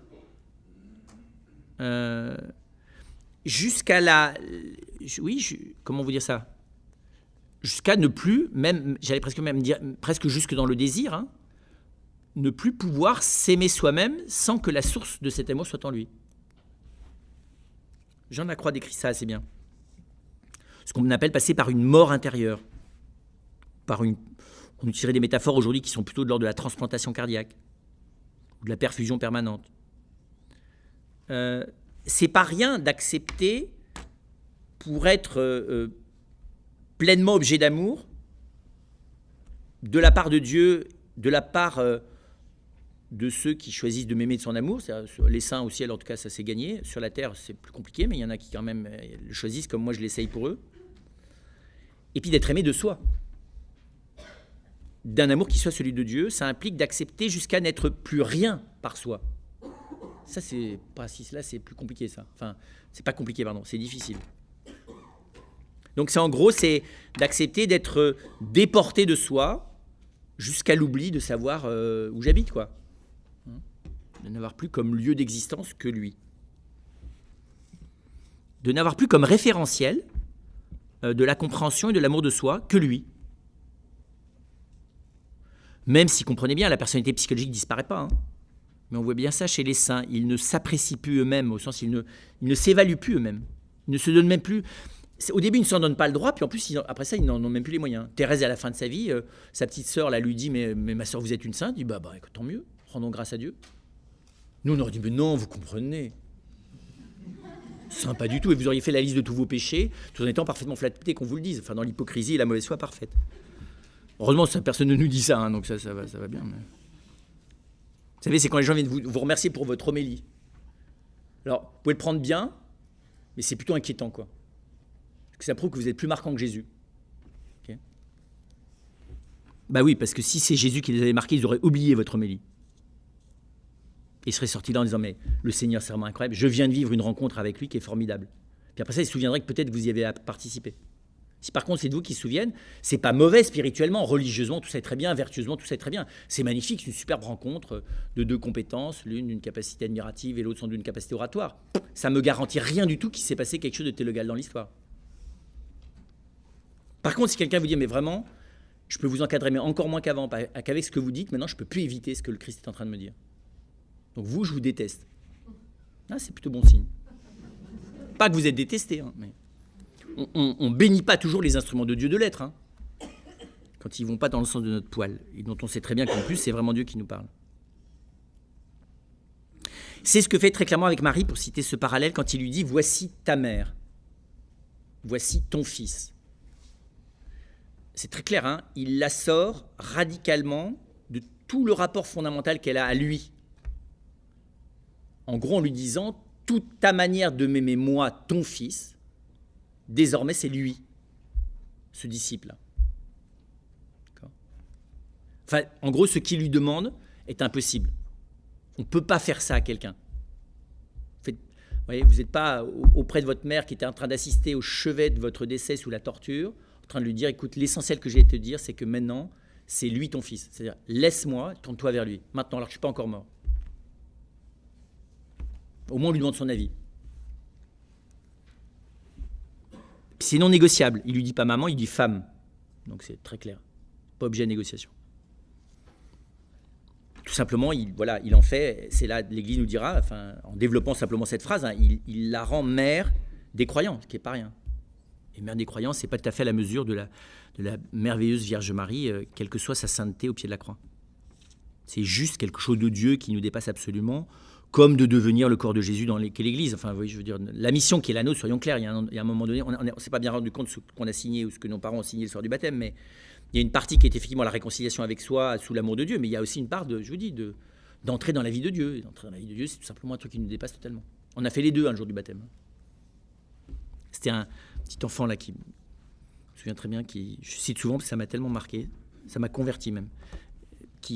Parce qu'il allait perdre son papa, cet enfant, et sa grande sœur se préparait à la première communion. Et il avait voulu suivre la première communion alors qu'il avait 6 ans. Elle en avait 8. Et je leur ai posé donc à ces enfants, ils étaient 3-4 je crois, des questions sur le baptême. Alors ils m'ont fait des réponses de catéchisme. Et lui, qui s'appelait César, rigolait. Bon, j'ai dit, mais César, tu rigoles pourquoi? Il me dit, parce que c'est pas ça le baptême. J'ai dit, puisque tu es plus intelligent que tout le monde, César, tu vas nous dire c'est quoi le baptême? Il dit, le baptême, on rentre dans la vie de Dieu. On n'en ressort pas. Nous, on aurait dit oui, on est béni, on est transformé, mais on rentre dans la vie de Dieu, c'est clair. Du coup, ça veut dire que la relation entre ces deux choses apparemment contradictoires, c'est clair dans le fait d'être livré à la miséricorde, la manière d'entrer dans un amour de soi définitif, c'est en fait de ne plus vivre que de la miséricorde. Précisément, d'entrer dans l'amour de Dieu à partir de la partie la pire de nous-mêmes, pas à partir de la partie la meilleure, en espérant que la pire va passer. Vous savez, nous, c'est ce qu'on fait. On fait comme Jacob. Jacob a la trouille de son frère, Ésaü. D'ailleurs, il a raison, parce que l'autre veut le tuer. Donc, il va le rencontrer. Qu'est-ce qu'il fait? Il envoie devant les chameaux, les chèvres, les serviteurs, les esclaves, les femmes, les enfants. Et lui, il vient à la fin. Évidemment, en espérant que tout ce qu'il est en train de lui offrir permette de faire passer sa présence à lui. Nous, on fait ça. On avance avec le cortège de nos compétences, en espérant que les incompétences et les côtés détestables vont passer cachés dans la foule. Sauf dans le cas du sacrement du pardon. Parce que là, on n'a pas le choix, on est venu pour ça. Donc, vivre de la miséricorde, c'est l'inverse. C'est d'entrer dans la relation avec Dieu sur la base de l'insupportable. En sachant qu'on n'est jamais aussi vite livré dans les mains de Dieu que quand on part de ça. Et donc c'est très étonnant, et que finalement, si le Seigneur nous laisse avec une part insupportable de nous-mêmes, c'est pas pour nous tenter et nous éprouver, c'est tout simplement pour qu'on ne cherche pas à faire autre chose qu'à venir sur lui sur la base de notre fragilité, de notre faiblesse, sur la base de notre impuissance, sur la base de notre incapacité à nous assumer nous-mêmes, sur la base de l'endroit où on est déjà perdu. Donc tant qu'à être perdu, soyons carrément perdus jusqu'au bout. Tant qu'à pas savoir m'assumer moi-même, autant que je décide radicalement de ne pas m'assumer du tout. Ça s'appelle se laisser aimer par le Seigneur. Pas psychologiquement, hein. Parce qu'après ça, si je me mets à me laisser aimer par lui, ça devient très exigeant dans la manière de faire, mais voilà, profondément, c'est quand même ça. Et ça, c'est inséparable de la charité fraternelle. Je ne peux pas aller au bout de l'amour de moi-même sans que des frères et des sœurs acceptent d'être les mains de la miséricorde, la présence, les paroles, le visage, le regard, la compassion, la présence effective d'une miséricorde qui vient à ma rencontre. Parce que bizarrement, la part détestable de moi Ça ne suffit pas que je sache que Dieu me la pardonne. Il faut que je fasse l'expérience d'une certaine manière qu'il la prend. D'accord ? Or, comme psychologiquement elle demeure, eh bien, voilà, ça n'est que dans la victoire du pardon, hein, dans la victoire de la miséricorde, dans les moments où on accepte que nos plus grandes pauvretés et les plus détestables de nos défauts soient visibles et deviennent l'objet du pardon d'autrui, et qu'on ne le vive pas non seulement dans la honte et la reconnaissance, la honte du péché, la reconnaissance d'avoir été pardonné et l'action de grâce de l'être, mais qu'on le vive dans la joie de se laisser aimer, comme le type qui a été laissé pour mort dans le fossé et que le Samaritain est allé cueillir. C'est pas facile de se laisser soigner à l'état moribond. Et donc bizarrement, enfin pas bizarrement, mais on voit bien que la manière ultime dont on apprend à s'aimer soi-même, c'est à s'aimer soi-même comme le mis à mort soigné par son frère jusqu'à en devenir bienheureux. Enfin, oui, c'est vrai, c'est beau comme métaphore. Cet homme devait avoir un rapport dans la parabole. Hein, si on file la parabole, cet homme devait avoir, lors de sa guérison et la suite, un rapport à son corps tout à fait différent. D'ailleurs, c'est ce qui se passe. Quand vous avez été sauvé par un chirurgien, voilà, votre rapport à votre corps est définitivement différent. Parce que quelqu'un vous a sauvé dans votre corps. C'est pas rien, non ? Un enfant qui a été sauvé à la naissance par une sage-femme, par un gynécologue. C'est incroyable. Il y a quelque chose il s'est opéré quelque chose de radical. Et c'est très étonnant. Il y a quelque chose d'une alliance avec autrui, d'une alliance avec soi. Vous voyez bien, c'est comme les gens qui ont reçu le cœur d'un autre, hein, une greffe. On est, comment dire ça, on s'aime du don radical qui nous a été fait de notre vie, par autrui qui nous a sauvés. On est dans l'action de grâce de la vie qui est la nôtre. On ne peut plus faire autrement. Parce que, voilà, elle est désormais... Elle m'a été redonnée. Et donc, il y a sûrement quelque chose là. Alors, nous vivons ça de manière très édulcorée, hein, à tort, parce que la grâce, elle est faite pour ça. Elle n'est pas tellement faite pour réparer les défauts. Par contre, elle est très faite pour développer la miséricorde et la charité fraternelle, sans attendre d'avoir de la vertu. Et donc, il y a sûrement quelque chose là de cet amour de soi qui passe par le fait de se laisser, comprenez bien, sauver, soigner, comment vous dire ça, par Dieu à travers l'autre. Il y a des pardons qui nous ressuscitent. Il y a des moments où je croise le visage du Christ venant à moi étant le lépreux, qui fait que définitivement ma vie n'est plus dans mes mains et je ne pourrai plus jamais la maudire. Parce qu'elle ne m'appartient plus. Même si, de nouveau, affectivement, psychologiquement, je suis par moments traversé par des tentations de tristesse, de démontage négatif de moi, de ma propre histoire, enfin, vous voyez, des logiques Et donc voilà, il me semble que le dernier mot du s'aimer soi-même, c'est la compassion fraternelle. Il n'y a que ça qui nous baigne définitivement dans une résilience radicale à l'égard du mauvais amour de soi, de l'amour incomplet ou partiel de soi-même, et même d'un amour de soi qui est limité au périmètre immédiat de notre existence, parce qu'une fois que j'ai lâché ma vie dans les mains du Christ, évidemment, il s'engage à la faire servir, donc à la rendre féconde. On ne le voit pas toujours, mais on a la certitude qu'une vie donnée est une vie féconde. Et comment ne pas aimer une vie dont Dieu peut se servir, dont il se sert, qui, par ailleurs, est la mienne. Donc ce que je bénis, ce dont je rends grâce dans la vie des autres, quand je les vois servir, être instrument de grâce, j'apprends progressivement à m'aimer moi-même, même si c'est dans la foi et l'obscurité, sans en avoir les moyens de vérification, de la même manière. Parce que c'est comme ça qu'ultimement il m'a voulu. J'apprends à m'aimer comme il me veut. Et sur le regard qu'il a de l'endroit où il va me faire parvenir. C'est-à-dire source jaillissante en vie éternelle. Donc la charité apprend à nous regarder nous-mêmes comme ça. Et c'est pour ça que la charité commence par soi, après Dieu. Parce que je ne peux pas aimer autrui si je déteste le cadeau que je lui fais, c'est-à-dire moi. Ça, c'est pas cohérent, ça. Si vous vous détestez vous-même, comment vous pouvez-vous prétendre aimer autrui? Et vous l'encombrez de l'existence détestable qui est la vôtre, sympa pour l'autre.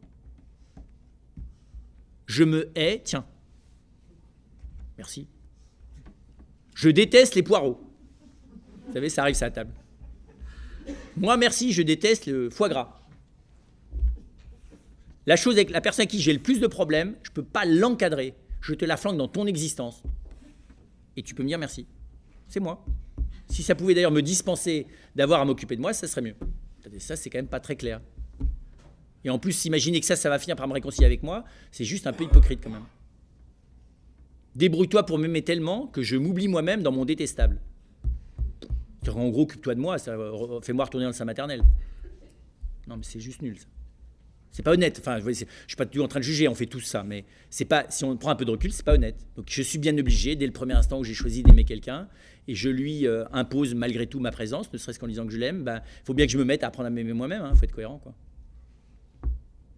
Je vous dis, je ne peux pas détester le cadeau que je suis en train de faire. Je peux avoir du doute sur son amabilité et m'appuyer sur ce que l'autre m'en dit. Mais ça veut dire que je suis déjà en train de m'engager à me convertir au regard d'autrui sur moi-même. Même si ma pauvre psychologie psychorigide, qui ne sort pas de ses schémas débiles, continue à me raconter que je suis nul, horrible. Ça c'est pas grave. Ça. D'avoir un imaginaire et des scénarios mentaux délirants, voilà, c'est pas... Voilà, les questions. Ça permet d'amorcer. Peux-tu redéfinir le jansénisme et ses travers ? En fait, il faut remonter pas mal en arrière. La plupart des traditions religieuses ont un regard semi-bienveillant sur l'humain. Je parle avant le judaïsme. Hein. Semi-bienveillant parce que, d'ailleurs, comme toutes les religions, ont un regard semi-bienveillant sur la question du divin aussi. Donc en gros, il y a un mélange, parce que ça fait partie de l'animal blessé que nous sommes, de confiance et de méfiance.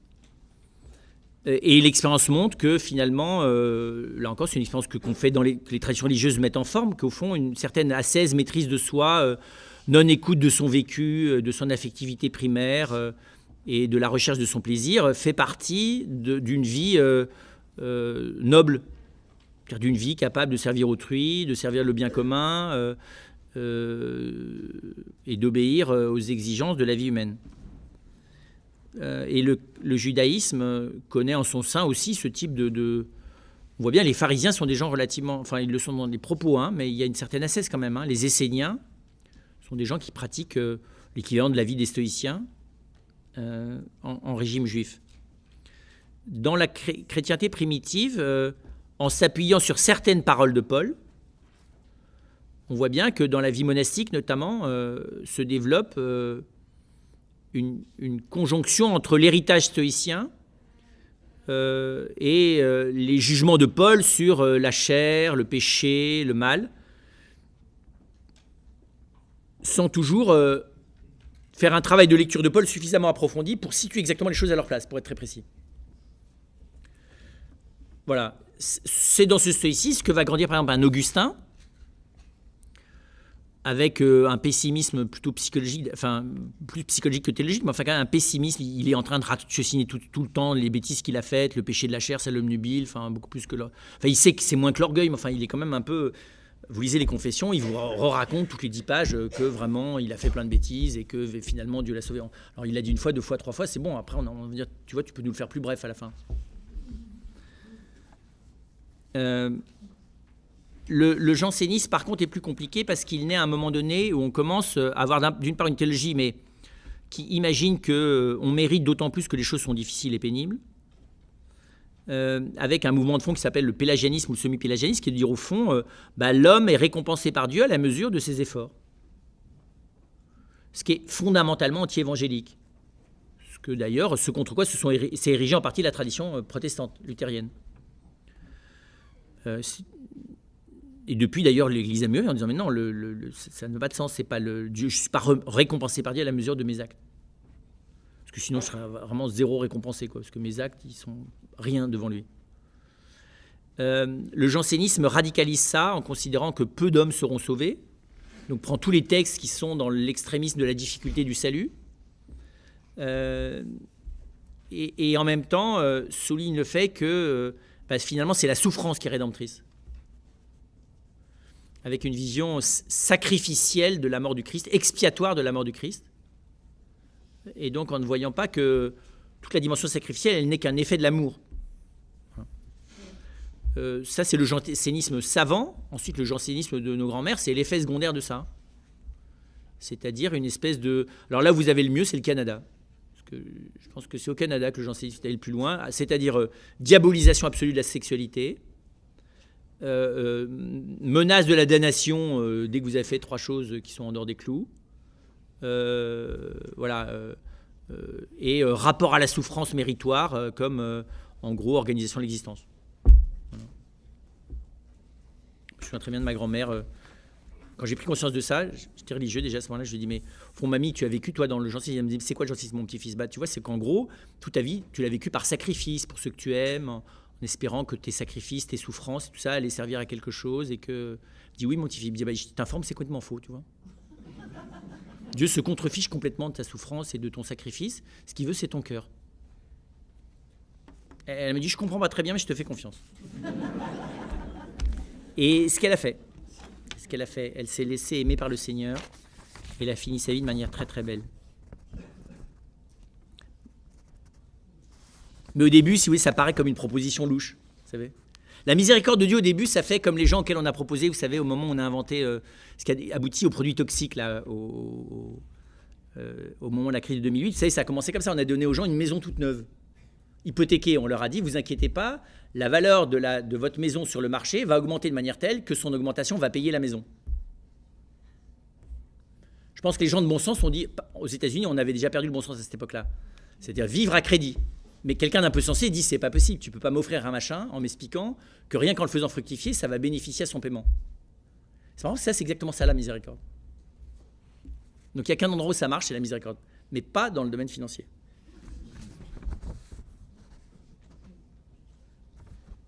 C'est exactement ça la grâce.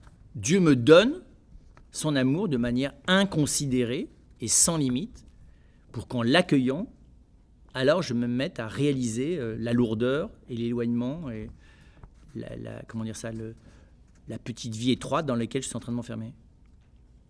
Quelle différence entre la personnalité et le tempérament? Le tempérament, c'est la configuration passionnelle de base. C'est lié à la complexion physique qui est la vôtre, c'est lié à votre ADN. Saint Thomas reconnaît que c'est lié aussi à l'heure à laquelle on est né, ce que fait le thème astrologique, c'est-à-dire de montrer que je ne suis pas... Voilà. Donc c'est lié à la culture dans laquelle je suis. Tout ça, ça fabrique comment vous dire ça, une espèce d'animalité fondamentale, qui est plus ou moins réactive, rapide, lente, je ne sais pas trop quoi, intuitive, primaire, secondaire, avec plein de catégories. Et les premiers psychologues expérimentaux ont tenté de classifier les composantes fondamentales de l'humeur, vous voyez, c'est ça le tempérament. Alors que et ce tempérament, il vient rencontrer des événements. Ça crée du caractère. Vous avez des gens, par exemple, qui ont un tempérament doux et calme, ils ont rencontré des événements traumatisants qui les ont rendus acides et agressifs. Alors que vous avez des gens qui ont des tempéraments extrêmement actifs, proactifs, dynamiques, traçant leur chemin, et qui ont rencontré des gens qui les ont encouragés à ça. Enfin, vous voyez, donc le caractère, c'est ça. C'est qu'est-ce que ça donne, cette espèce de donnée de base au bout de 30 ans, 20 ans. Ma personnalité, c'est qu'est-ce que je choisis d'en faire. Quelles sont mes stratégies pour mettre en œuvre ce que je suis. Donc vous pouvez avoir un tempérament fondamentalement doux, mais qui a été traumatisé par un certain nombre de choses qui vous ont rendu plutôt acide et réactif. Et puis, voilà, vous avez pu décider de faire, je ne sais pas trop quoi, une psychanalyse. Et puis par ailleurs, vous avez rencontré le Seigneur et vous vous êtes converti. Et ça a donné progressivement une personnalité dans laquelle on voit bien qu'il y a des traces de réactivité un petit peu acide, mais dans laquelle tout ça est transfiguré par de l'amour. Voilà. Ma personne, c'est celui qui est dedans, moi, ou celle qui est dedans. Ça. Ma personnalité, elle est faite par mon histoire. Le je qui est le mien, il est au-delà de mon histoire. Il est je. C'est mon esprit, ou appelez-le comme vous voulez, le cœur de ma personne, le centre de mon identité. Quand on aime quelqu'un, on est capable de distinguer sa personne qui nous fait face, qui est celle qu'on croise dans les moments de communion, la plus profonde, et on voit bien la personnalité des fois complexe de l'autre, la simplicité de ce qu'est l'autre dans son être et la complexité de sa personnalité. Et à force de connaître l'autre, on voit bien que dans la complexité de cette personnalité, il y a toute son histoire. Puis un tempérament de base. Les béliers ascendant bélier ne sont pas les scorpions ascendant scorpion. Ascendant scorpion, il hésite toutes les 3 minutes sur les choix qu'il va faire, il est remis en cause toutes les 45 secondes. Les béliers, ils réfléchissent sur leurs choix bien après qu'ils les aient faits. Quand ils en sont à la 10e conséquence afférente au choix. Enfin, je simplifie, mais c'est pour vous dire qu'il y a des tempéraments vraiment très différents à la base. On les voit bien, mais vous voyez bien, au bout de 6 mois, ils ne marchent pas pareil, les enfants. Ils ne s'agitent pas pareil dans l'espace. Ils n'ont pas le même rapport à l'emprise sur les objets, ils n'ont pas le même rapport dans la manière d'aborder les personnes, ils n'ont pas les mêmes profils dans la manière d'aborder les gens. Ils ont des stratégies. Ce n'est pas nécessairement le traumatisme familial qui fait la différence. La famille, elle n'a pas fondamentalement changé en 3 ans ou en 2 ans. Donc ça montre bien qu'à la base, il y a un truc qui n'est pas pareil.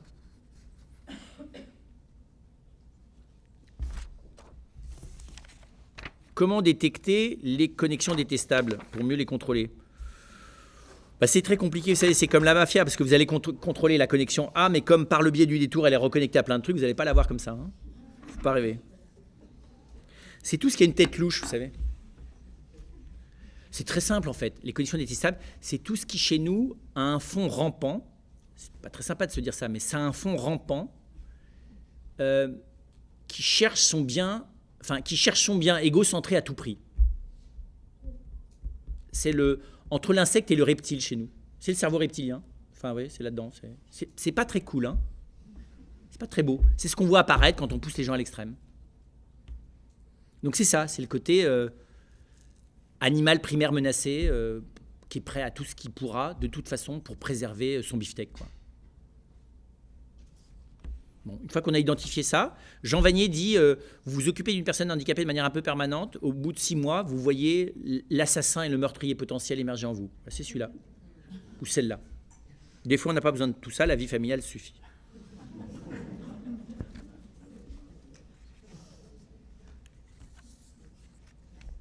Si Dieu nous aime inconditionnellement, pourquoi s'ennuyer à contrôler ses connexions détestables ? Mais il ne faut pas les contrôler, il faut laisser le Seigneur descendre dedans. Et c'est très bizarre, il ne les supprime pas, mais il les rend ridicules. Et effectivement, quand je commence à voir le reptile régressif, là, je me dis pas brillant la bête. Et si vraiment j'aime le bon Dieu, j'explose de rire et je me mets dans ses bras, c'est tout. Si possible, avant qu'il fasse des bêtises. Voilà. Donc il n'y a que le pardon et la miséricorde qui nous apprend progressivement. Voilà. Alors ça reste à l'état de tic nerveux, oui, évidemment. Ou de cicatrice.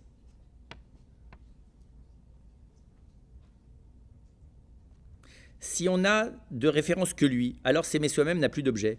Mais si, parce que moi, il m'aime. Aimer l'autre, c'est pas oublier. Vous voyez, l'autre, il vous regarde. Donc vous n'oubliez pas d'exister, mais vous ne vous regardez plus de manière réflexe. D'ailleurs, c'est ce qui se passe. Je vous signale que vous ne verrez jamais sur la Terre votre visage. Vous ne voyez que des images de votre visage. La seule manière de voir votre visage, c'est les yeux de l'autre. Jamais vous verrez votre visage. Une photo, c'est pas votre visage, c'est la photo du visage. Le miroir, c'est l'image du visage. Donc vous l'aurez jamais. Même en louchant un peu, vous voyez le bout du nez, mais ça ne fait pas le visage. Donc vous ne verrez jamais votre visage. Sauf dans le regard d'autrui. Si vous apprenez à ne vous regarder que dans le regard d'autrui, quand même, vous vous voyez vous-même, mais plus de manière réflexive. Avant le péché, ils ne voyaient pas qu'ils étaient nus, ils vivaient la nudité comme une bénédiction. Après le péché, ils rentrent dans la réflexivité. Et ils ont peur de la nudité. Elle n'est plus une icône qui exprime l'autre, elle est une menace pour eux, de la part d'autrui. Elle devient, vous voyez, un non-rempart. Bon, ça se perd lentement.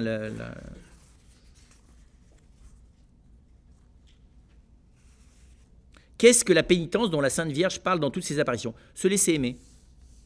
C'est très pénitentiel de se laisser aimer. Parce qu'on ne peut rien faire contre. On n'a pas d'excuses. Parce que nous, on a plein de raisons pour ne pas être aimé. Donc on a toute une tarification. En fait, on s'applique à nous-mêmes des tarifs de jansénistes, c'est-à-dire qu'on s'aime plus ou moins selon ce qu'on a fait, selon les jours, selon l'ambiance, selon que notre gueule nous revient plus ou moins, selon que les autres... Enfin, c'est très compliqué. On n'est pas du tout égal d'humeur là-dessus. Et se laisser aimer, c'est pas facile, c'est assez douloureux en fait, en permanence, de manière absolue. Faites l'effort, vous allez voir. C'est extrêmement pénitentiel. vous voyez, de faire l'effort d'abandonner les mauvaises raisons pour lesquelles je ne m'aime pas. On a du mal à pratiquer cette pénitence-là. C'est pour ça, parce qu'elle dit toujours prière et pénitence. Alors, bien sûr qu'il faut aussi jeûner. Bien sûr qu'il faut aussi jeûner. Mais de quoi faut-il jeûner? D'abord, en même temps qu'on jeûne de la nourriture, de l'imaginaire, dans ce qu'il a de plus pervers. Et l'imaginaire le plus pervers, c'est celui de l'autodestruction de soi. C'est le plus démoniaque. Qu'est-ce qu'il veut le démon? Qu'on se suicide. Il veut qu'on se haïsse nous-mêmes.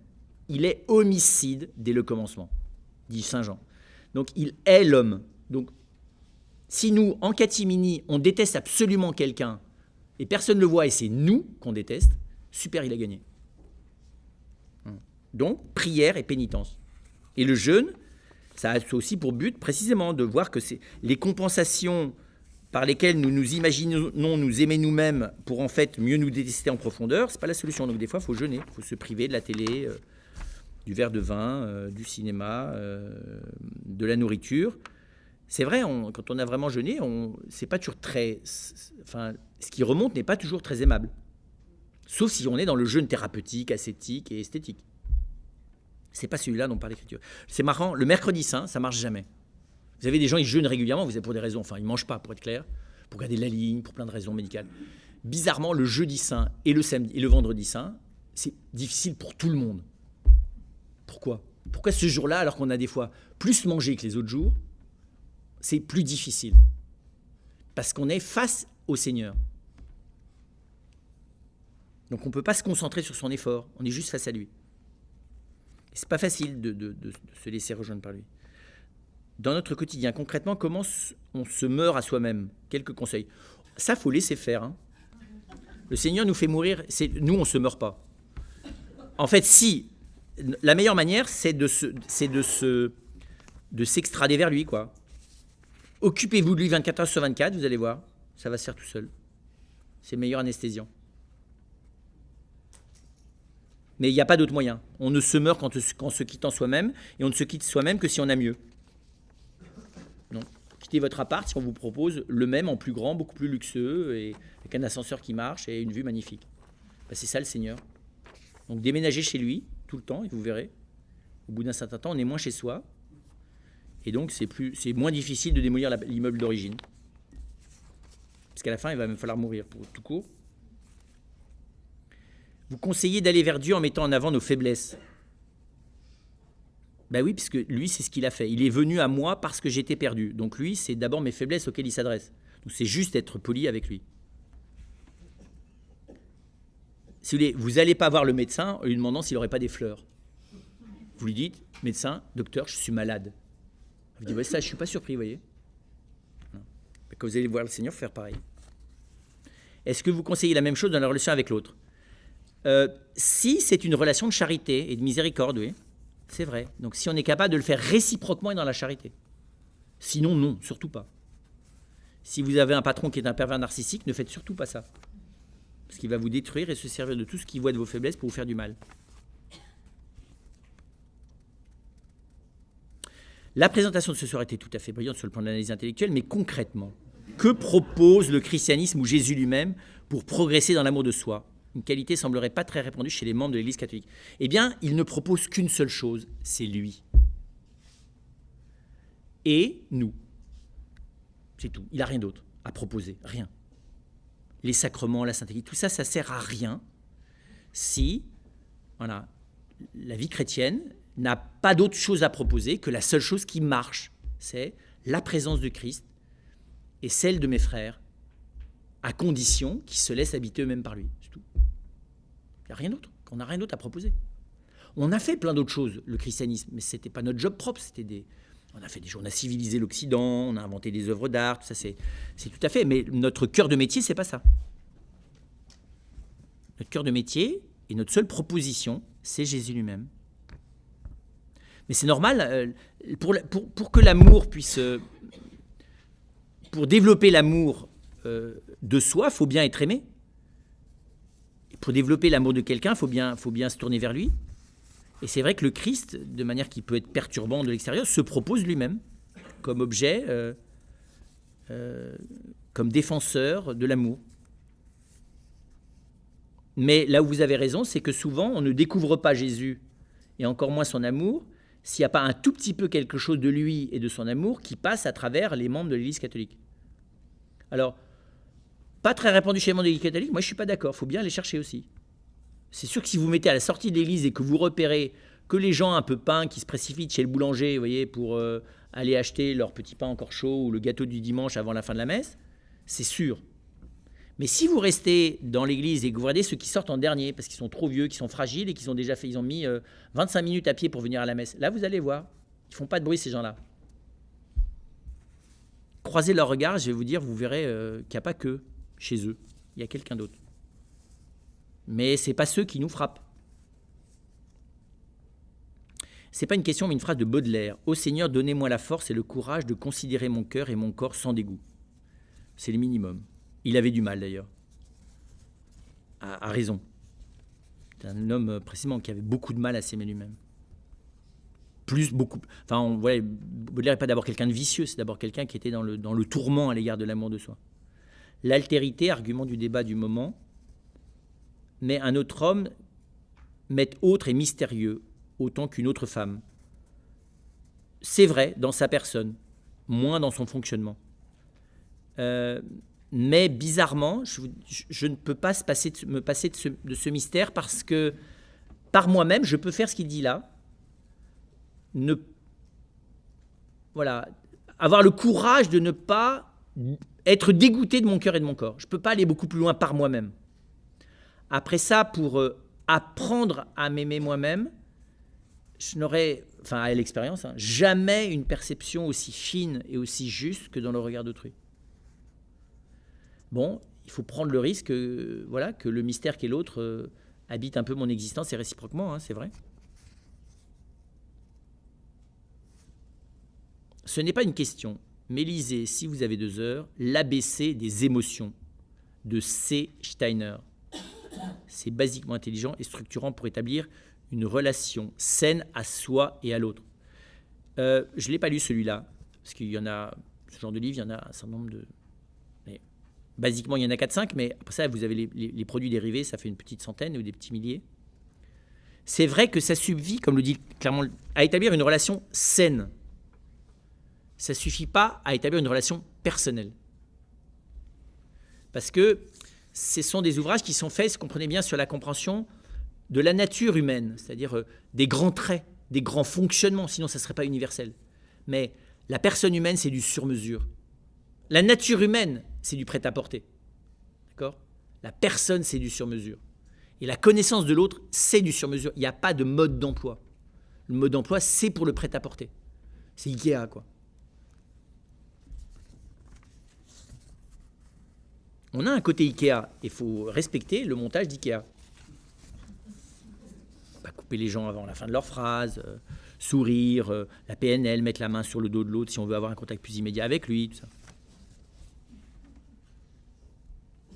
Enfin, il faut faire attention à la culture aussi, parce qu'il y a des gens, si vous les touchez, ça ne se passe pas bien, et d'autres, si vous ne les touchez pas, ça se passe très mal. Donc c'est plus complexe après ça. Vous voyez, souvent, ce genre de manuel est valable dans un espace culturel homogène. Il n'est pas tout à fait transposable partout ailleurs. Le précepte majeur de l'Église est « Tu aimeras ton prochain comme toi-même ». N'est-ce pas étonnant de retenir l'amour de soi comme premier, comme référence qu'il faut retenir pour chercher l'amour donné à son prochain. Alors, le précepte majeur de l'Église n'est pas celui-là. Ça, c'est le précepte fondamental. Et effectivement, on comprend, il dit « tu aimeras ton prochain comme toi-même », c'est-à-dire que si tu ne t'aimes pas toi-même, tu n'aimeras jamais vraiment ton prochain. Parce que tu ne l'aimeras que par... tu n'iras chercher chez lui que le refuge de la détestation de toi-même. Ça peut être bon au début. Il vaut mieux, être dans un endroit aimable qu'est l'autre que dans un endroit détestable qu'est soi. Je vous l'accorde. Mais après ça, je ne peux pas éviter d'apprendre à m'aimer moi-même pour aimer autrui. Mais le précepte majeur de l'Église, ce n'est pas celui-là. C'est « aimez-vous les uns les autres comme je vous ai aimé ». Et donc, quand il s'agit de la charité, ça n'est pas à l'école de moi-même que j'apprends la charité, c'est à l'école du Christ. Mais me voyant aimer comme le Christ même, je suis bien obligé d'apprendre à faire confiance à cet amour qu'il a pour moi, et je ne peux pas honnêtement continuer à me détester. Par réflexe psychologique, oui, mais pas fondamentalement.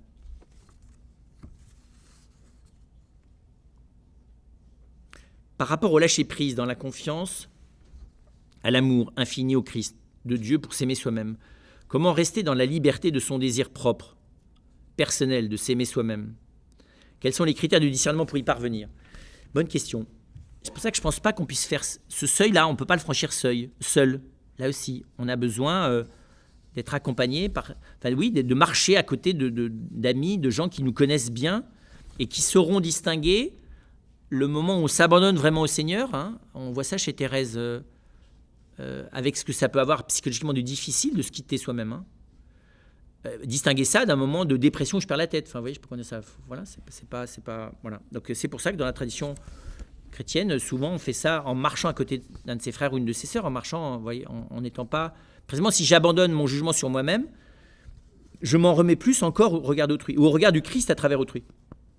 Normalement, l'accompagnement spirituel, c'est ça, c'est d'apprendre à être les uns pour les autres, quelque chose du regard de Jésus, d'apprendre à être à l'écoute les uns de ce que l'Esprit Saint fait dans le cœur les uns des autres.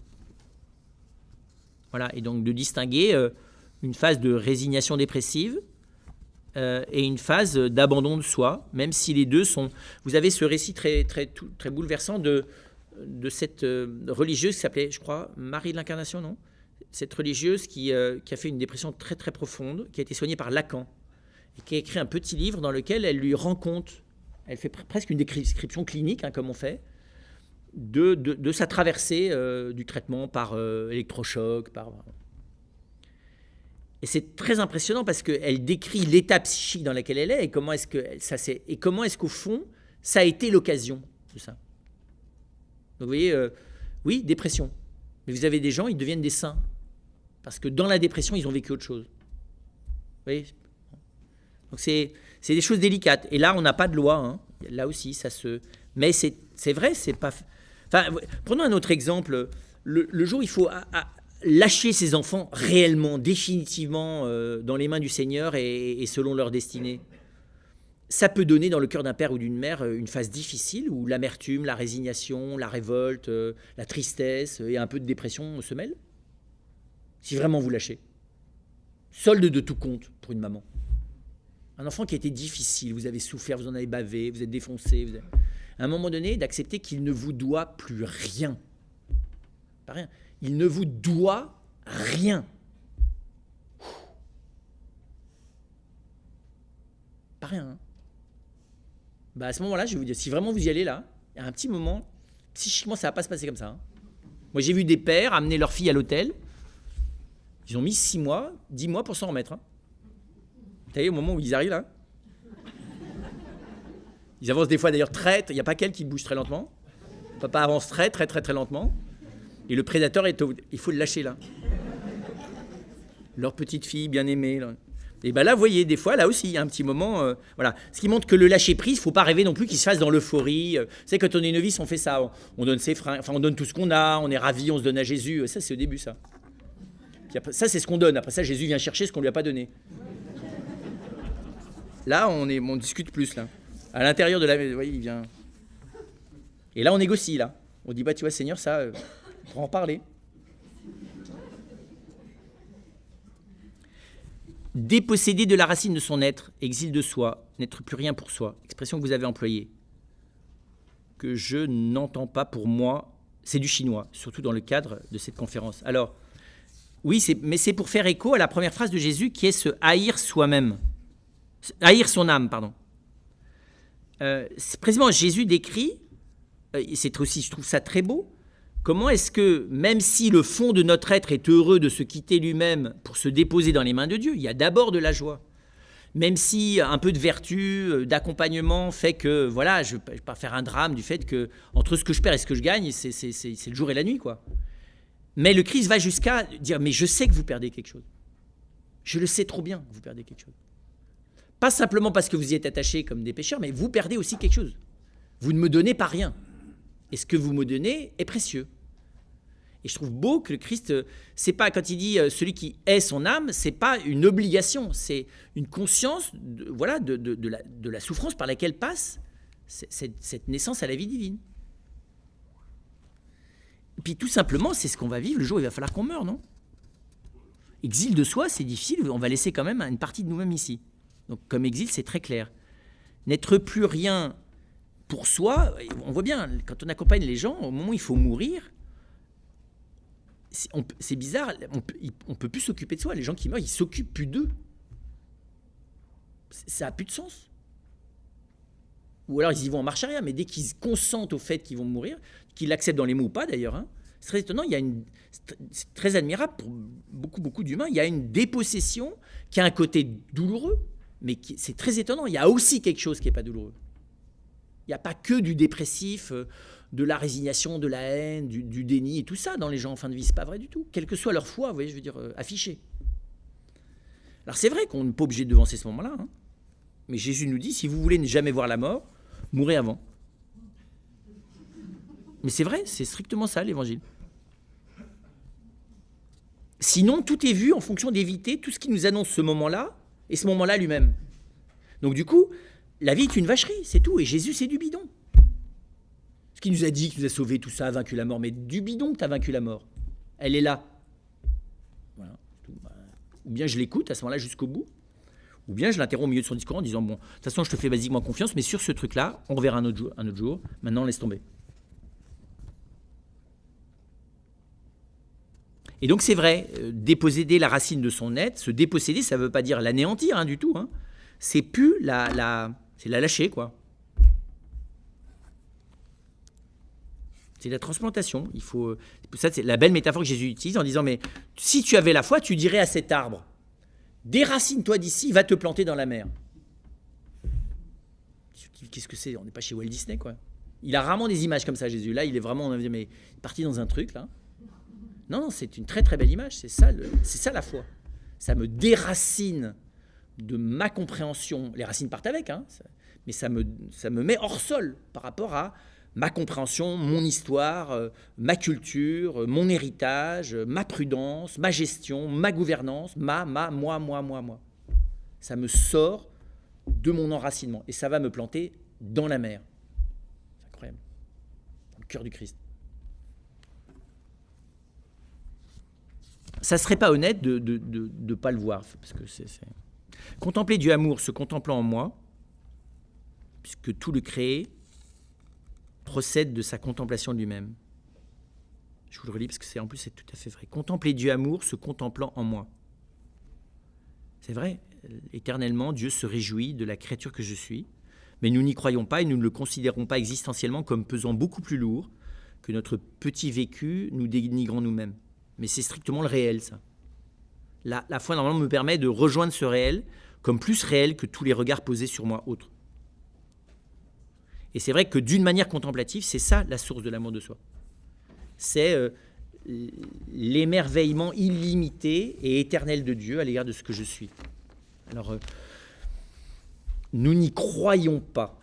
Enfin, nous y croyons au sens où on fait confiance à l'Église qui le dit, mais on va dire comme ça dans le sens, nous ne le vivons pas comme quelque chose de plus existentiellement fort et dense pour nous que le regard d'autrui, que le regard sur nous-mêmes, ou que le commentaire négatif de la culture dans laquelle nous sommes sur notre être. Voilà. Et c'est pour ça qu'effectivement, ultimement, la racine de l'amour de soi, c'est de laisser ce regard de Dieu là se planter dans mon âme.